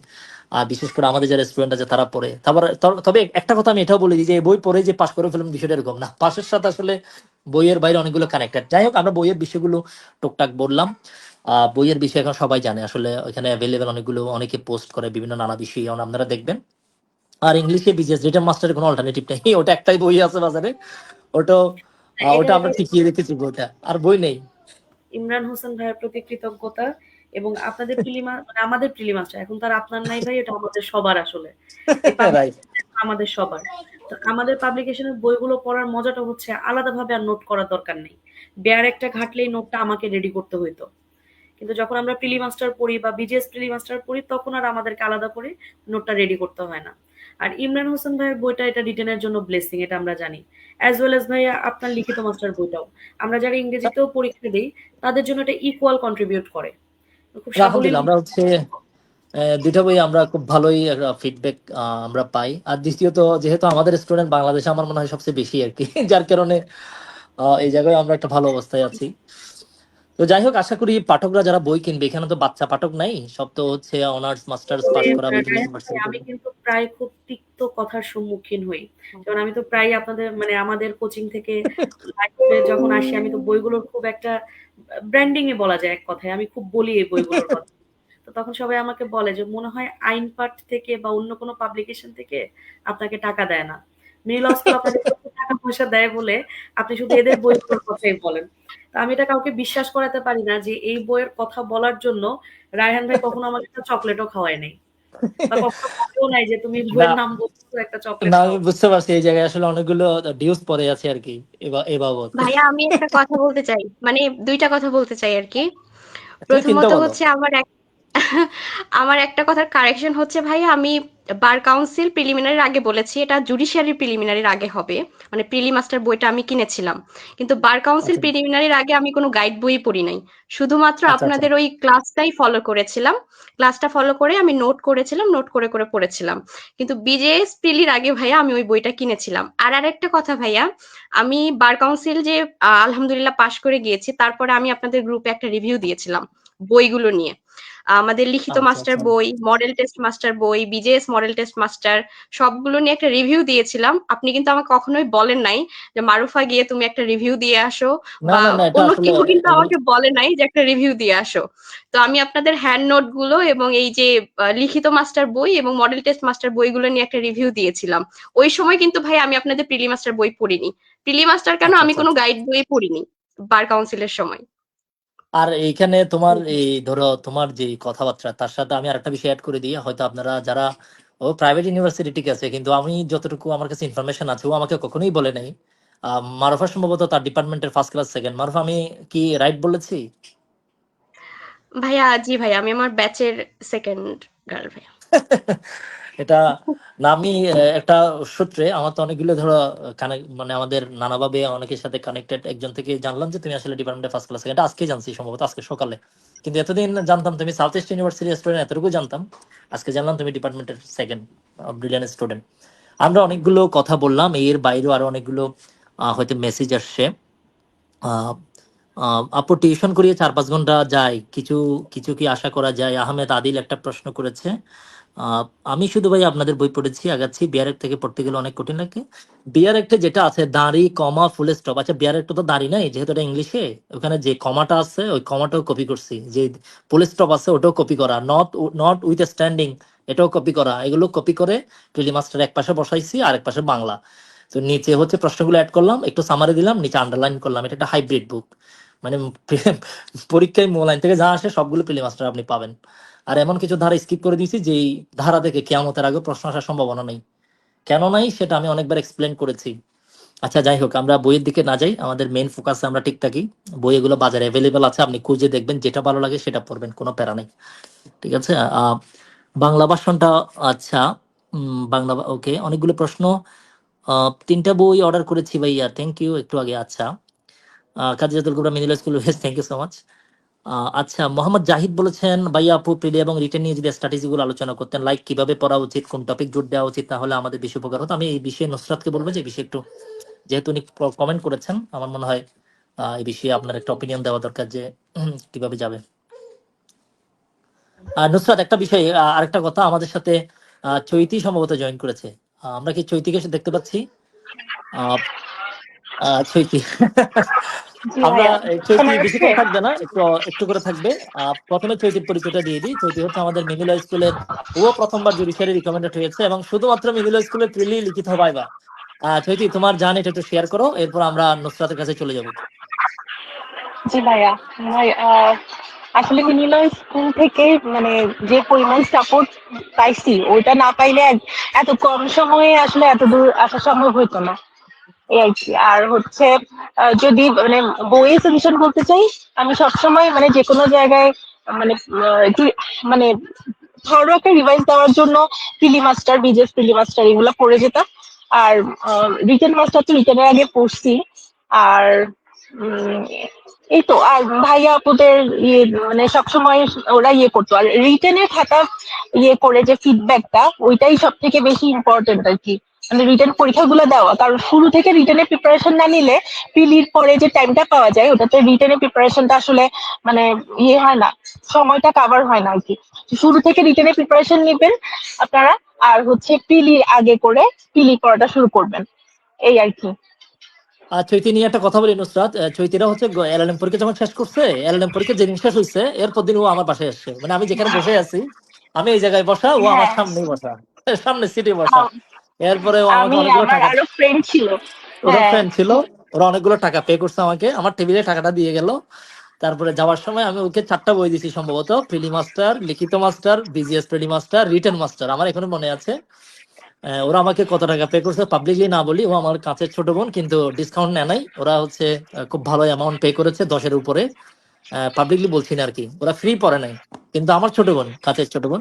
তো ওদেরকে আমি ওকে একটা কথা আচ্ছা। বলছিলাম, আজ হচ্ছে ওই তুমি 2 বছর সময় নাও, জুডিশিয়ারিতে আসলে ফার্স্ট টাইম নাও হতে পারে, কিন্তু আসলে ওর 1 বছর হয়ে গেছে। আমি যদি ভুল আর না করি। মানে নুসরাত আপুর, কাজী নুসরাত আপুর জেনারেল ক্লাসেস গুলা ফলো করাতে মানে বেশি মানে অনেক বেশি কনসাইজ হয়ে যায় পড়াটা। মানে খুব বেশি পড়তে হয় না। মানে যদি গাইডলাইন ফলো করে অল্প পড়া যায় তাহলেও মানে অনেক বেশি কাভার করা যায়, এটা আর কি। হ্যাঁ চৈতি, তোমাকে অসংখ্য ধন্যবাদ। চৈতি জয়েন করেছে। আমরা চৈতি আমাদের মিডিল জি স্কুলের ভাইয়া। প্রিলি, লিখিত, ভাইভা সবগুলো বেঁচে ছিল। আর চৈতি একটা বিষয়ে জোর দিয়েছেন, হয়তো ও ভালো করে বলতে পারছে না সাউন্ডের কারণে, ও একটা প্রোগ্রামে আছে। নুসরাতের হ্যাঁ, হ্যাঁ। জেনারেলের ক্লাসগুলো কোনোভাবে মিস দেওয়া যাবে না, এটা হচ্ছে ওর কথার সামারি। মানে আমি যদি ভুল না করি আর কি। চৈতি, জি, জি, তোমাকে জি। ধন্যবাদ। আশা করি আমাদের যারা ঠিক রানিং আছে স্টুডেন্ট ভাইয়া। আছে, তো ওদের সাথে তোমার আবার শীঘ্রই দেখা হবে ইনশাল্লাহ। হ্যাঁ তোমাকে ভাইয়া, অসংখ্য ঠিক ধন্যবাদ। আছে। আসসালামু থ্যাংক ইউ। আলাইকুম। ওকে, আসসালাম। আমি বাই। নুসরাতের কাছে চলে যাই। নুসরাতের কাছে একেবারে স্পেসিফিক প্রশ্ন, সেটি হচ্ছে নুসরাত, অনেকে প্রশ্ন করেছে আসলে কিভাবে প্রসিড করবে, বিশেষ করে প্রিলি লিখিত স্ট্র্যাটেজি গুলো। আমার মনে হয় একটু ডিসকাশন করলে ভালো হয়। এর বাইরে কারো কাছে যদি, মারুফের কাছে যদি কোনো প্রশ্ন থাকে, আপনারা প্রশ্নগুলো দিয়ে রাখেন, আমরা একটু পরে মারুফের কাছে যাব। নুসরাত আপুকে বলবে যে এই বিষয়গুলো একটু কথা বলার জন্য। আচ্ছা, প্রথমে যে নাজমুল ইসলামের একটা কমেন্ট দেখতেছিলাম, ধুর খালি নিজের ব্র্যান্ডিং, এটা আচ্ছা আচ্ছা। আহ, কি- এই নাজমুল ধরনের কি বলছে, কি বলছে? কমেন্ট আমি দেখি একটু। খালি নিজেকে ব্র্যান্ডিং, মানে আমরা নিজেরা আহ, নিজেদেরকে ব্র্যান্ডিং করতেছি, এটা উনি খুব বিব্রত বোধ করতেছে বা বিরক্ত তো বোধ আমরা করতেছে। তো আমরা মিডিল স্কুল আইডিতে এসে কাকে ব্র্যান্ডিং করবো?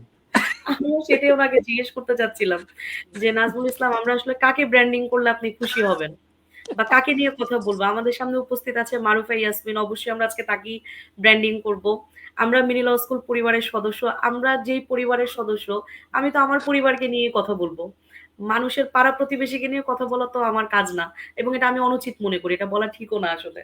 সুতরাং আপনার কাছে আমার অনুরোধ থাকবে, আপনি একটু ধৈর্য ধরে অপেক্ষা করেন। আশা করছি আপনার যা যা প্রশ্ন আপনি পেয়ে যাবেন, আমাদের আমাদের আলোচনার মাধ্যমে আপনি জেনে যাবেন সবকিছু। আচ্ছা, কিভাবে শুরু করবেন?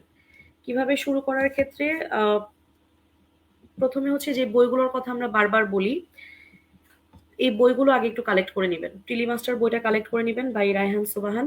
বিজেএস প্রিলি মাস্টার বইটা কালেক্ট করে নেবেন বাই সাইমন সাইদ ভাই। আর হচ্ছে লিখিত মাস্টার বইটা কালেক্ট করে ফেলবেন। এই বইগুলো খুব জরুরি, বিশেষ করে প্রিলির আইনের জন্য প্রিলি মাস্টার এবং বিজেএস প্রিলি মাস্টার এই দুটা বই খুব জরুরি আপনাদের জন্য। তো এই প্রশ্নটা করার পরে মানে এই কথাটা বললে অনেকে আমাদেরকে বলেন যে আপু দুটার মধ্যে পার্থক্যটা কি, আসলে দুটার মধ্যে ডিফারেন্সটা কি, বা একই রকম নাম তো কেন এরকম মনে হচ্ছে। প্রিলি মাস্টার বইটাতে আপনি যখন বার কাউন্সিলের আমাদের যে মাদার 7টা আইন পড়তে হয়, অর্থাৎ CPC, CrPC, penal, evidence, limitation, specific relief, এর সাথে bar council rules and order, বারে আপনার যে 7টা মাদার আইন পড়তে হয় সেই আইনগুলো কভার করে প্রিলি মাস্টার। আর এটা ছাড়া জুডিশিয়ারিতে আমাদের অন্যান্য যে আইনগুলো পড়তে হয়, যেমন কনস্টিটিউশন পড়তে হয়, পার্সোনাল ল গুলো পড়তে হয়, মানে ফ্যামিলি রিলেটেড ল, প্রপার্টি রিলেটেড ল, অপশনাল 1 এবং অপশনাল 2, এই আইনগুলোর জন্য আপনি বিজেএস প্রিলি মাস্টার বইটা একদম বেস্ট, বা সবকিছু কভার করে। আপনি যখন পড়াটা শুরু করবেন অবশ্যই এই দুটা বই আগে একটু কালেক্ট করে নেবেন, প্রিলি মাস্টার এবং বিজেএস প্রিলি মাস্টার। এর সাথে আপনি বিসিএস এর অ্যাসুরেন্সের একটা প্রশ্ন ব্যাংক কিনে নেবেন, এটা ম্যান্ডেটরি। অ্যাসুরেন্সের একটা প্রিলিমিনারি প্রশ্ন ব্যাংক কিনবেন, যেখানে 10 থেকে 46 পর্যন্ত বিসিএস এর প্রশ্নগুলো আছে। এটার সাথে সাথে আপনি একটা ওরাকল সিরিজের লিখিত একটা প্রশ্ন ব্যাংক কিনবেন, যেখানে আপনার 10ম বিসিএস থেকে 45 বিসিএস এর রিটার্ন প্রশ্নগুলো আছে। এবং জুডিশিয়ারির একটা প্রশ্ন ব্যাংক কিনবেন, সম্ভবত সুফি পাবলিকেশন একটা বের করে আয়াজ আজাদের জুডিশিয়ারির প্রিলি এবং লিখিত একটা প্রশ্ন ব্যাংক আপনি কিনে নেবেন। লয়ের প্রশ্নগুলো আপনি মোটামুটি প্রিলি মাস্টারে পেয়ে যাবেন, প্রিলি আর বিজেএস প্রিলি মাস্টারে। জেনারেলের যে প্রশ্নগুলো সেগুলোর জন্য আপনি একটা যে কোনো একটা প্রশ্ন ব্যাংক বাজারে পাওয়া যায়, এটা কিনে নেবেন। বই কালেক্ট করাটা আসলে আপনার জরুরি, মানে আপনার প্রিপারেশন কিভাবে নিবেন এটা বুঝতে পারলে অর্ধেক প্রিপারেশন হয়ে যায়। Planning is the half done of your work, বা অনেকটা এরকম, প্ল্যান করতে পারলে কাজ অর্ধেক হয়ে যায়। তো যখন এই বইগুলো আপনি কালেকশনে রাখবেন, ল যখন আপনি পড়া শুরু করবেন, আমি পরামর্শ দিই ছোট ছোট আইনগুলো দিয়ে শুরু করার জন্য। কারণ আপনি শুরুতেই যদি বড় একটা আইন হাতে নিয়ে নেন, এই আইনগুলো পড়তে কিন্তু অনেক সময় লাগে, অনেকক্ষণ টাইম লাগে। যেমন আপনি সিপিসি যখন নিবেন, সিপিসি তো 3-4 দিন বা 7 দিনেও পড়া কমপ্লিট হয় না। তো দেখা যায় যে তখন 7 দিন 10 দিন পড়ার পরে যখন সিলেবাস শেষ হয় না, ফ্রাস্ট্রেশন কাজ করে। এই জন্য আপনি ছোট ছোট আইনগুলো দিয়ে শুরু করবেন। হতে পারে আপনি হয়তো ফ্যামিলি রিলেটেড লটা দিয়ে শুরু করলেন, এখানে ছোট ছোট অনেকগুলো আইন আছে। পারিবারিক আদালত আইন 2023 আছে, অথবা মুসলিম ফ্যামিলি ল অর্ডিন্যান্স 1961 আছে। এগুলো খুব ছোট ছোট আইন, এটা দিয়ে শুরু করতে পারেন। অথবা যদি আপনি স্পেসিফিক রিলিফ অ্যাক্ট নিয়েন হাতে, এটাও খুব ছোট একটা আইন, একদম 57 সেকশনের একটা আইন, খুব ছোট এবং খুব সহজ, এটা দিয়ে শুরু করতে পারেন। ছোট ছোট আইনগুলো যখন আপনি সাথে নিবেন, দেখবেন তাড়াতাড়ি আপনার আইনগুলো পড়া শেষও হয়ে যায় এবং টার্গেট খুব তাড়াতাড়ি অ্যাচিভ হয়ে যায়। এর সাথে সাথে আপনি প্রতিদিন জেনারেলের একটা করে কোর্স নেবেন। সেক্ষেত্রে আপনাকে অবশ্যই যেটা করতে হবে, আগে হচ্ছে বিজেএস এর প্রিভিয়াস ইয়ারের প্রশ্নগুলো দেখবেন। জুডিশিয়ারিতে বাংলা থেকে প্রিলিতে কেমন প্রশ্ন করে, এটা আগে একটু নিজে দেখে নেবেন, কি ধরনের প্রশ্ন বিজেএস এ করে। এটা দেখার পরে আপনার যেটা কাজ হবে সেটা হচ্ছে 10ম বিসিএস থেকে 46তম বিসিএস পর্যন্ত বিসিএস এ যত প্রশ্ন আসছে ব্যাখ্যা সহ সব পড়ে ফেলবেন। আই রিপিট, ব্যাখ্যা সহ পড়তে হয়। কাজটা সহজ না, মানে শুনতে যতটা সহজ লাগে, অ্যাসুরেন্সের একটা বই, 10 থেকে 46 বিসিএস এর প্রিলি, ব্যাখ্যা সহ পড়ে ফেললাম, যতটা সহজ লাগে শুনতে, কাজটা এতটা সহজ না, একটু সময় নিবে। তবে এই কাজটা যদি আপনি করতে পারেন, অর্থাৎ 10 থেকে 46 বিসিএস এর প্রশ্নগুলো যদি আপনি ব্যাখ্যা সহ খুব ভালো করে সলভ করতে পারেন, সেক্ষেত্রে জেনারেলে আপনি মোটামুটি 70% পর্যন্ত কভার করতে পারবেন, এবং প্রশ্ন যেমনই হোক আপনি ইনশাল্লাহ পাশ করে যাবেন। তো এই জন্য আপনার অ্যাসুরেন্সের বই কালেক্ট করাটা খুব জরুরি। যখন দেখবেন আপনি বিসিএস এর প্রশ্নগুলো সলভ করে ফেলেছেন ব্যাখ্যা সহ, এরপর আপনি রিটেনের প্রশ্নগুলো একটু দেখবেন, জুডিশিয়ারি রিটেনে কি ধরনের প্রশ্ন আসে। এবং রিটেনের ক্ষেত্রেও বিগত বছরের প্রশ্ন সলভ করাটা ম্যান্ডেটরি, বিশেষ করে বিসিএস এর প্রশ্নগুলো, এটা খুব জরুরি। এখন রিটেন যখন পড়তে যাবেন, বাংলা ইংরেজিতে বিসিএস এর প্রশ্নগুলো ফলো করবেন কিনা, এটাও একটা প্রশ্ন থাকে। ফলো অতটুকুই করবেন যতটুকু আপনার সিলেবাসের সাথে সামঞ্জস্যপূর্ণ। যেমন বিসিএস এর ইংরেজি প্রশ্ন আসে হচ্ছে, ওরা ধরেন আপনাকে একটা বিশাল বড় প্যারাগ্রাফ দিবে বা একটা হচ্ছে কম্প্রিহেনশন দিবে, সেখান থেকে আপনাকে হচ্ছে প্রশ্নের উত্তর করতে হয়। আমাদের বিজিএসসি কিন্তু এরকম কোনো নিয়ম নেই, তাহলে ওই কম্প্রিহেনশন আপনার আলাদা করে পড়ার দরকার নেই। কিন্তু বিসিএস এ ধরেন 5টা সমার্থক শব্দ দিচ্ছে রিটেনে লিখতে, ওই সমার্থক শব্দগুলো আপনার লাগবে, কারণ আমাদের রিটেনে সমার্থক শব্দ লিখতে দেয়, বিপরীতার্থক শব্দ লিখতে দেয়, বা সিনোনিম অ্যান্টোনিম আসে, তারপর হচ্ছে আপনার ট্রান্সফরমেশন অফ সেন্টেন্স আসে। অর্থাৎ আমার সিলেবাসের সাথে যতটুকু সামঞ্জস্যপূর্ণ, যতটুকু রিলিভেন্ট, অতটুকু আপনি বিসিএস এর সিলেবাস থেকে কমপ্লিট করবেন। আর প্রিলির জন্য 10 থেকে 46 পুরাটাই পড়ে ফেলবেন। ব্যাখ্যা সহ পড়ে ফেলবেন। এখন এই কাজগুলো করতে যাদের কঠিন লাগে বা যাদের কষ্ট হয়, তাদের জন্য আমি ক্লাসে বিষয়গুলো আরো ইজি করে দিই। অর্থাৎ আমরা যখন একটা ক্লাস ডিজাইন করি, বাংলা হোক বা ইংরেজি হোক বা ধরেন আপনার বিজ্ঞান হোক, তখন ক্লাসটা আমরা এমনভাবে ডিজাইন করি, আপনি ক্লাসটা করলেই মোটামুটি আপনার আপকামিং পরীক্ষায় যেগুলো আসবে সেগুলোও কাভার করবে, এবং আপনি যদি ক্লাসটা ফলো করেন ওই বিসিএস এর 10 থেকে 46 পর্যন্ত এটাও পুরোটা কাভার হয়ে যায়। যেমন আমার ইংরেজি ক্লাস এখন রানিং চলছে। ইংরেজি আমি কিছুদিন আগে লিটারেচার পড়ানো শেষ করলাম। লিটারেচার ক্লাসগুলো এমনভাবে ডিজাইন করা ছিল যে আপনার এই ক্লাসগুলো যদি করেন ৫টা বা ৬টা ক্লাস করলে আপনার একটা নোট রেডি হয়। এই নোটের মাধ্যমে আপনার মোটামুটি 10 থেকে 46 পর্যন্ত যা আসছে লিটারেচারে সেটাও কাভার হয়ে যায়, এবং রিটেনে যে প্রশ্নগুলো আসছে আমাদের বিজিএস এ যেগুলো আসছে সেটাও কাভার হয়ে যায়। সাধারণ জ্ঞানের জন্য আসলে কি করবেন? সাধারণ জ্ঞান তো প্রিভিয়াস ইয়ার প্রশ্ন পড়লে কমন পড়ে না। এটার জন্য আপনি সাম্প্রতিক সিরিজের যে কোনো একটা বই কিনে নিবেন। যে কোনো মানে একটা বই আপনি কিনে নিবেন সাম্প্রতিকের জন্য। আর ট্রেডিশনাল প্রশ্নের জন্য ওইটাও বিসিএস এর প্রশ্ন ফলো করবেন। রিটেনের জন্য কি করবেন? জিকে। রিটেনের জন্য আমার ক্লাস ফলো করবেন। এটা মারুফা আরো ভালো বলবে আমার থেকে। ও জানে যে মোটামুটি ক্লাসে যা পড়ানো হয় তাই পরীক্ষায় কমন পড়ে। এর আগের বছর ক্লাসে যতটুকু আমি ধারণা দিয়েছিলাম, আহ, আন্তর্জাতিক বিষয়গুলিতে সম্ভবত সবই কাভার করে গেছে। বাংলাদেশ বিষয়গুলিতে কিছুটা কম কাভার করছে, কারণ রাজনৈতিক একটা প্রেক্ষাপট পরিবর্তন ছিল। আমি যখন ক্লাসগুলো করাই তখন এক ধরনের রাজনৈতিক আহ, অবস্থা ছিল বাংলাদেশে। যখন ওরা পরীক্ষা দেয় তখন আরেক ধরনের প্রেক্ষাপট ছিল। এর মাঝখানে আসলে আমার আর ক্লাস নেওয়ার মতো সুযোগ বা সময় কোনোটাই হয় নাই। আশা করতেছি জেনারেল নলেজের রিটেনের জন্য আমার ক্লাস উড বি এনাফ। আর বিজ্ঞানও ব্যাপারটা ঠিক তাই। বিজ্ঞান কি করবেন? অনেকে বলে যে সায়েন্স আওয়ার বইটা পড়বেন। আমি একটু নিরুৎসাহিত করি এক্ষেত্রে। কারণ আমাদের যে সিলেবাস গুলো আছে বা আমাদের যে ধরনের প্রশ্ন করে, সায়েন্স আওয়ার আপনাকে সবকিছু কাভার করে না। মানে সায়েন্স আওয়ারে অতগুলো টপিক আসলে নাই, সবকিছু সায়েন্স আওয়ার কাভার করে না। সায়েন্স আওয়ার বইটা মূলত বিসিএস দের জন্য টার্গেট করে বানানো হয়েছে। তো ওইটা পড়লে হয়তো বিসিএস যারা পরীক্ষার্থী তারা উপকৃত হবে, তবে আপনার একটু ক্ষতিগ্রস্ত হওয়ার সম্ভাবনা থাকে। এজন্য চেষ্টা করতে হয় হচ্ছে নবম দশম শ্রেণীর মানে 7 থেকে শুরু করে 9-10 পর্যন্ত বোর্ড বইগুলো পড়তে হয়। আর যদি কেউ বলেন যে আমার বোর্ড বই পড়তে কষ্ট হয় আপু বা গুছাইতে পারি না, তাহলে হচ্ছে ক্লাস করবেন। কারণ আপনার যেটা কাজ সেটা আমি ক্লাসে করে দিই। যেমন আপনাকে 5টা 6টা বই ঘেটে হচ্ছে একটা নোট রেডি করতে হয়, সেটা আমি রেডি করে দিই। তারপরে কোন বই থেকে কতটুকু পড়বেন সেটাও আমি রেডি করে দিই। তাহলে আপনার কাজ কি? হয় নিজে নিজে এই জিনিসগুলো রেডি করবেন, অথবা আমার সাথে কানেক্টেড থাকবেন বা আমাদের সাথে কানেক্টেড থাকবেন। দুইটার যে কোনো একটা করলে আপনার সিলেবাসটা কমপ্লিট হয়ে যাবে ইনশাল্লাহ। আরেকটা হচ্ছে লিখিত পরীক্ষার জন্য বাংলায় ভালো কিছু টেক্সট বই সাজেস্ট করুন। আচ্ছা, এটা আমরা মারুফার কাছ থেকে একটু শুনবো। লিখিত পরীক্ষা বাংলায় দিলে ভালো হবে না ইংরেজিতে দিলে ভালো হবে, এটাও আমরা শুনবো। মারুফা একটু আমাদেরকে জানাবেন যে জাজ হওয়ার জন্য মিনি ল স্কুলের মতো একটা প্ল্যাটফর্ম কতটা ভূমিকা রাখে। আরেকটা জিনিস আমাদেরকে জানাবেন, সেটা হচ্ছে জেনারেলের ক্লাসগুলো কতটা ইফেক্টিভ হয় rather than just going through সাম র্যান্ডম বুকস। আপু, জেনারেলের 4টা সাবজেক্ট নিয়ে আমি একটু একটু করে বলি। বাংলা সাবজেক্ট নিয়ে যদি আমি বলি আপু, বাংলা সাহিত্যটা পুরোটাই আমি আপনার ক্লাস ফলো করতাম। মানে সাহিত্য আপনি আমাকে যা নোট করিয়েছিলেন আমি একদম A to Z আমি ওই নোটটা শেষ করেছিলাম।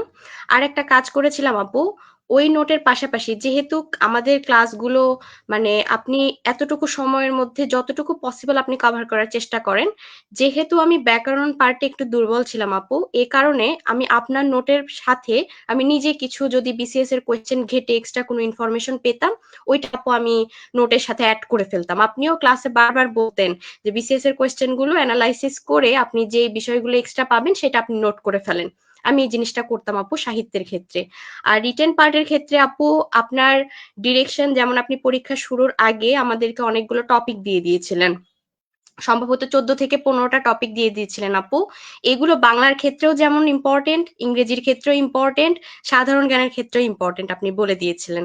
তো এই টপিকগুলোর ক্ষেত্রে আপনি মানে কোটেশন থেকে শুরু করে অর্থনৈতিক সমীক্ষার যে চার্টগুলা, ম্যাপগুলো, যেই ট্যালি এবং গ্রাফগুলো, এগুলো আপনি ক্লাসে বলে দিয়েছিলেন।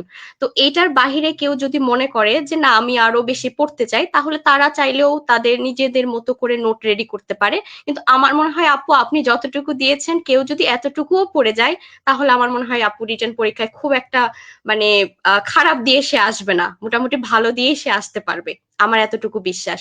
বাংলা এবং ইংরেজির ক্ষেত্রে আর জেনারেল নলেজের ক্ষেত্রে আপু সেম, আপনি যে টপিকগুলো দিয়েছিলেন, নোট রেডি করে দিয়েছিলেন, কোটেশন রেডি করে দিয়েছিলেন, আমি শুধুমাত্র ওই জিনিসগুলোই খাতায় আপু রিফ্লেকশন করে দিয়ে এসেছি, যে আপনি যা বলেছেন ওগুলো লিখে দিয়ে আসছি আপু। এবং আপনি ক্লাসে বারবার বলতেন যে খাতার প্রেজেন্টেশনটা সুন্দর করো, খাতার প্রেজেন্টেশনটা সুন্দর করো, একটু নীল কালি ইউজ করো, একটু নিচে একটু দাগ দাও, একটু সুন্দর করে প্যারা প্যারা করে লিখো। আপু আমি এই জিনিসগুলো শুধুমাত্র আপনাকে চোখ বন্ধ করে বিশ্বাস করে রিটার্ন পরীক্ষায় লিখে দিয়ে আসছিলাম। এই তো আপু। আহ, আহ, এইখানে আরেকটা প্রশ্ন আসছে, যেটা আসলে বাচ্চার মা প্রশ্ন করেছেন। যাদের আসলে বাচ্চা থাকে, এটা ভেরি ডিফিকাল্ট আর কি। আমি নিজেও তো ফেস করছি, আমারও একটা বাচ্চা আছে। একটা বিশেষ করে মায়ের জন্য খুবই ডিফিকাল্ট জার্নি। এটার আনসারটা কি হইতে পারে? আমি নুসরাতকে একটু বলতে পারো তোমার এই বিষয়ে? দুইজনে প্রশ্ন করেছেন যে বাচ্চার মায়েদের জন্য আসলে কোনো টিপস আছে কিনা। আচ্ছা, বাচ্চার মায়েদের জন্য প্রথমে তো আহ, মানে আমার তরফ থেকে আপনাদের জন্য অনেক বেশি শুভকামনা থাকে সব সময়, এবং দোয়া থাকে। আপনারা যে রিয়েল ফাইটার এটা আগে একটু বিশ্বাস করেন, যে you are indeed a fighter. এবং আপনারা, আমার কাছে মনে হয় আপনারা হিরো, আপনাদের মধ্যে হিরোইজম ব্যাপারটা আছে। কারণ একটা বাচ্চা হওয়া মানে একটা মেয়ের জীবনে যে কি পরিমাণ চেঞ্জেস আসে, সেটা যেই মেয়েরা মা হয়, মেয়ে থেকে যারা মা হয়, তারা সব থেকে ভালো বলতে পারবে যে আসলে কতটুকু পরিবর্তনের মধ্য দিয়ে আমাদেরকে যেতে হয়। তো প্রথম পরামর্শ যেটা আমার থাকবে সেটা হচ্ছে, হাল ছাড়া যাবে না। আপনি যেহেতু একটা বাচ্চাকে নিয়ে জুডিশিয়ারি পরীক্ষা দেওয়ার মতো সাহসটা দেখাতে পেরেছেন, তার মানে আপনি ফাইটার, আপনি পেরেছেন, এবং আপনি ভবিষ্যতেও পারবেন ইনশাল্লাহ। এখন বাচ্চাকে নিয়ে কিভাবে টাইমটা মেনটেন করবেন, দেখেন এক একজনের রুটিনটা আসলে এক এক রকম, এক একজনের বাচ্চার সিস্টেমটাও এক এক রকম। কারো কারো বাচ্চা রাতে একেবারে ঘুমায় না, সারা রাত জেগে থাকে, সারা দিন ঘুমায়। সেক্ষেত্রে উনি হয়তো সকালবেলা সময়টা কাজে লাগাবেন, বা সকালের সময়টা পড়াশোনা করবেন। কারো কারো ক্ষেত্রে বাচ্চা রাতের বেলা ঘুমিয়ে থাকে, দিনে ঘুমায় না, উনি হয়তো রাতে পড়াশোনা করবেন। আপনার বাচ্চা আসলে কোন সময়টা ঘুমিয়ে থাকে, আপনাকে একটু কষ্ট হলেও ওই সময়টা খুঁজে বের করতে হবে।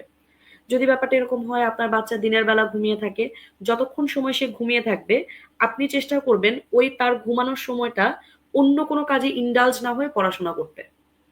এবং আপনার যখন যত রেকর্ডেড ক্লাসগুলো থাকে, সবসময় তো আপনি লাইভে ক্লাস করেন না, কিছু রেকর্ডেড ক্লাসও থাকে।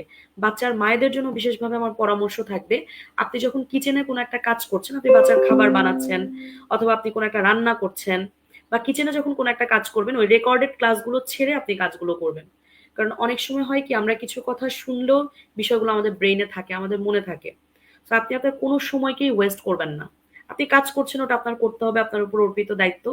এর পাশাপাশি আপনি রেকর্ডেড একটা দুটা ক্লাস ছেড়ে রাখবেন। সেটা জেনারেল হতে পারে বা লয়ের যে কোনো একটা ক্লাস হতে পারে। লয়ের ক্লাসে দেখবেন অনেক ধারা নিয়ে আলোচনা করে, শুনতে শুনতেও 10টা ধারা আপনার পড়া হয়ে যায়। জেনারেলের ক্লাসে একই ইনফরমেশন আমি 3 বার 4 বার করে রিপিট করি, শুনতে শুনতেও দেখবেন আপনার 10 জন কবি সাহিত্যিকের নাম মুখস্থ হয়ে গেল। আর যেই সময়টা আপনার বেবিটা ঘুমায় থাকবে, চেষ্টা করবেন ওই সময় পড়াশোনা করার জন্য। আপনার বেবি যখন জেগে থাকবে, তখন আপনি বাসার অন্যান্য কাজ করবেন। এটা হচ্ছে আমার আমার মনে হয় যে এটা একটু ইফেক্টিভ ওয়ে, আপনি যদি চেষ্টা করেন আপনার কিছুটা কাজে আসতে পারে। আর দ্বিতীয় যে জিনিসটা করবেন সেটা হলো, রান্না বান্না বা ঘরের অন্যান্য কাজের দিকে এখন একটু কম ফোকাস করবেন। প্রয়োজন হলে একদিন রান্না করে 2 দিন খান, কোনো অসুবিধা নাই।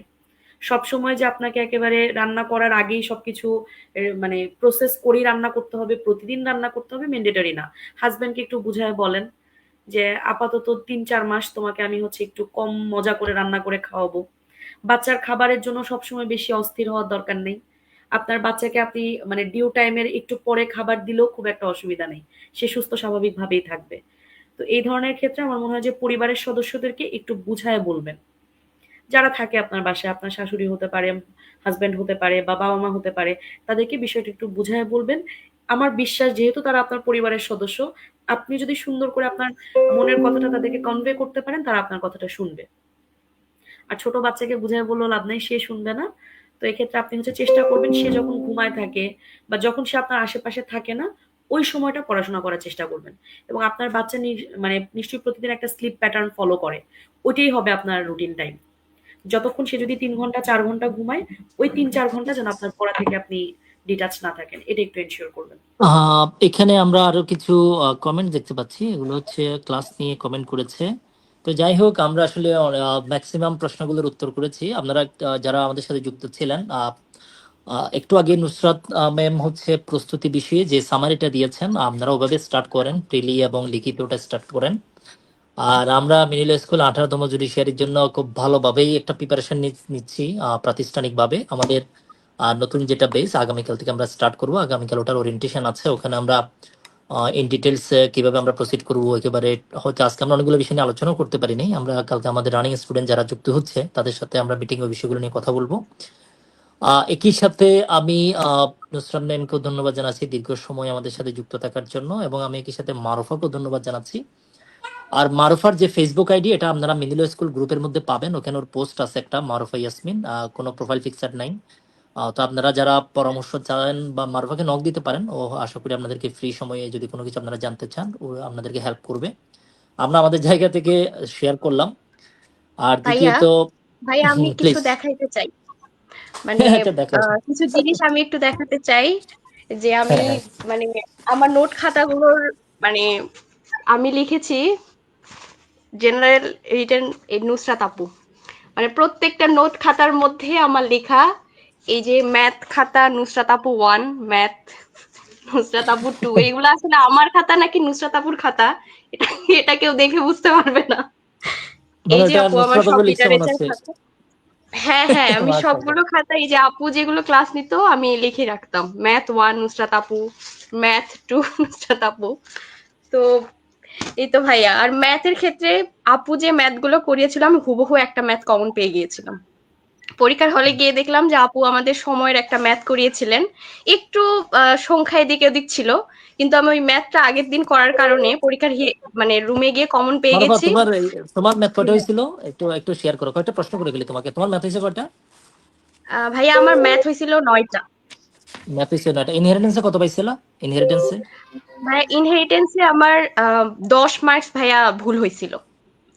কত? সব? 10 ভুল ভুল হয়েছিল, 10 মার্কস ভাইয়া ভুল হয়েছিল ইনহেরিটেন্সে। আচ্ছা, 10। আর এর বাইরে তোমার বাংলা ব্যাকরণ এবং গিয়াতে ওই বাংলা লিটারেচারে 40-এ কত পাইছো? ভাইয়া বাংলাতে আমার যে ব্যাকরণ অংশ ছিল ভাইয়া, এখানে 21 অথবা 22 আমি কাউন্ট করেছিলাম 40-এ, কিন্তু আমার রিটেন পার্ট আলহামদুলিল্লাহ ভালো হয়েছিল। শুধুমাত্র রচনাটা আমি একদম মানে স্যাটিসফাইড না রচনাটা লিখে, তবে আমি লিখে এসেছিলাম আর কি। আর আর ইংলিশে? ইংরেজির ক্ষেত্রে ভাই আমার ইংলিশে মানে গ্রামার অংশ খুবই বাজে হয়েছিল ভাই, আমার 12টা হয়েছিল গ্রামার পার্ট, কিন্তু আমার রিটেন পার্টটা খুব ভালো হয়েছিল আলহামদুলিল্লাহ। এই প্রশ্নগুলো করলাম এই জন্য যে আসলে দেখো জুডিশিয়ারিতে আমরা যতটুকু এক্সপেরিয়েন্স দেখি, সেখানে আসলে ইনহেরিটেন্সের ম্যাথ যে 20-এ 20, এটা একটু দেখা হয়। সায়েন্সের মধ্যে 10টার মধ্যে কয়টা পারছে, এটা আসলে সবাই একটু কাউন্ট করে, কারণ এই নাম্বারগুলো ফিক্সড করা। আর নতুন একটা বিষয়, আসলে গতকালও আমরা একটা সেশন নিলাম, সম্ভবত গত পরশু, ওখানে নুসরাত ছিল না। এই দুইটা সেশনে আমার কাছে একটা জিনিস মোটামুটি তাদের থেকে যতটুকু আমার আইডিয়া হলো, সেটা হচ্ছে অনেকে আমরা আসলে বাংলা ব্যাকরণ পরীক্ষা দেওয়ার পরে খুব আপসেট হয়ে যাই। বাংলা ব্যাকরণটা টাচ করার পরে বা ইংলিশ গ্রামারটা টাচ করার পরে নাম্বার আসে না, দেন হচ্ছে লিখিততে সবার একটি প্রবলেম হয়। আমার মনে হয় ওনাদের কথা শুনে, বিশেষ করে আমি চৈতির বক্তব্য শুনেছি, তারপরে রিগানের বক্তব্য শুনলাম, রিগান বুড়ো সৌরভ, ও গত সেশনে যুক্ত হয়েছিল, এবং সাদিয়া যে ফার্স্ট হলো। সাদিয়া কিন্তু মিনিলা স্কুলের প্রিলি লিখিত ভাইবা আমাদের সাথে কানেক্টেড ছিল, ফ্রম বরিশাল বিশ্ববিদ্যালয়। তো সাদিয়া এবং আজকে নুসরাত ম্যাম জয়েন করেছে, মানে 4জন এবারে রিকমেন্ডেড, সাথে নুসরাত ম্যাম 5জন যুক্ত হয়েছে। ওনাদের কাছে আমি একটা যদি সামারাইজ করি, ওনারা যে বিষয়টা বললেন যে বাংলা ব্যাকরণের সাহিত্যে ব্যাকরণ যেমন গুরুত্ব পাবে, একই সাথে লিখিতটাতে যা একটু ফোকাস করা হয়, এগুলোতে নাম্বার ভালো ওঠে। ইংলিশের ক্ষেত্রে ওনারা সেই কথাটা বলেছেন, জাস্ট এটা একটু রিমাইন্ডার দিলাম। আর একই সাথে আরেকটা বিষয়, আমরা আগামীকাল থেকে নতুন একটা বেসে আমরা যুক্ত হতে যাচ্ছি, ওখানেও আমরা মারুফাকে অনেকগুলা বেসে আমরা অ্যাড করব। মারুফা আশা করি আমাদের 18তম জুডিশিয়ারি যে গ্রুপগুলো, ওগুলোতে আমাদের যে পলিসি মেকিং বা ওখানে সে কাজ করবে। বিশেষ করে পরামর্শ দেওয়া, পার্সন টু পার্সন কথাবার্তা বলা। মারুফার যে জবের ক্রাইটেরিয়া, এটা থাকবে হচ্ছে ওই যে সাথী সাথী যে কাজটা করে, ও হচ্ছে আসলে ওর সাথে সবার পরিচয় আছে, আমি যেটা খেয়াল করলাম, কারণ ওর সাথে সবাই কথা বলে। ও হচ্ছে আমাদের এক্সাম ডিপার্টমেন্টের হেড। তো মারুফা ঠিক সেম ভাবে এক্সাম ডিপার্টমেন্টে জয়েন করবে। তো মারুফা এক্সাম বিভাগের প্রশ্নগুলো মডারেশন করা, ওই বিষয়গুলো সে দেখবে, এবং একই সাথে স্টুডেন্টকে পার্সন টু পার্সন গাইড করা, এই কাজগুলো করবে। আর নুসরাত দেন তো সে ক্লাসে নিচ্ছে মাশাল্লাহ, ক্লাসে একেবারে ফ্রন্ট সাইড থেকে নেতৃত্ব দিচ্ছে। প্রতি মাসে ওনার প্রায় 15টা 10টা 12টা 20টা 20টাও আগে ছিল, এখন ম্যাক্সিমাম টাইমে 15-16টা ক্লাস হয়ে যায়। এবং ক্লাসগুলো অনেক রিচড, আমি নিজেও খুব আসলে মুগ্ধ হই। উনি না, বাকি যারা ক্লাস নেয় তারাও আসলে অনেক কষ্ট করে। মিনিলো স্কুলের আমাদের টিচার সিলেকশন এখানে আসলে খুব এটা খুবই ক্রুশাল পার্ট। আমিও এখানে মাঝে মাঝে ক্লাস যখন মনে হয় যে না কোয়ালিটি কমে যাচ্ছে, তখন আমি স্কিপ করে ফেলি, কারণ এখানে কোয়ালিটি ফল করার কোনো সুযোগ নেই। এটার পিছনে কারণটা হচ্ছে আপনারা এখানে আমাদের সাথে জয়েন করেন, আপনারা এখানে first class first university student আছেন অনেকেই। রাজশাহী ইউনিভার্সিটি, ঢাকা ইউনিভার্সিটি, চট্টগ্রাম বিশ্ববিদ্যালয়, কুষ্টিয়া বিশ্ববিদ্যালয়, বরিশাল বিশ্ববিদ্যালয়, তারপরে গোপালগঞ্জ বিশ্ববিদ্যালয় নতুন, তারপরে কাজী নজরুল বিশ্ববিদ্যালয়, জগন্নাথ, জাহাঙ্গীরনগর, তারপরে প্রাইভেট তো এখন তো মাশাল্লাহ দেখতে পাচ্ছি, প্রাইভেট পাবলিক এখানে অত বেশি ডিফারেন্সও নাই, প্রাইভেটের অনেকেই চলে আসছে।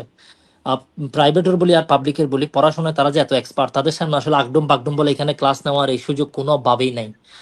যেমন ধরেন আমি যদি একটা ক্লাস নিয়ে এমন কিছু বললাম, যে মেয়েটা ইউনিভার্সিটি ফার্স্ট ক্লাস সেকেন্ড ডিপার্টমেন্টের, মারভা তার ডিপার্টমেন্টে ফার্স্ট ক্লাস সেকেন্ড, সাদিয়া তার ডিপার্টমেন্টে ফার্স্ট ক্লাস ফার্স্ট, এর আগে ফার্স্ট ক্লাস ফার্স্ট অনেকে ছিল, তারা বাংলাদেশের সেরা সেরা প্রফেসর থেকে প্রফেসরের ক্লাস করেছে, এবং সে নিজেও অনেকে বর্তমানে ইউনিভার্সিটির টিচার। তাদের সামনে দাঁড়িয়ে কথা বলে ফাঁকিবাজি করা, তারপরে আগডুম বাগডুম বলে করা যাবে, এটা অন্তত আমরা গত 5 বছরে বিশ্বাস করিনি।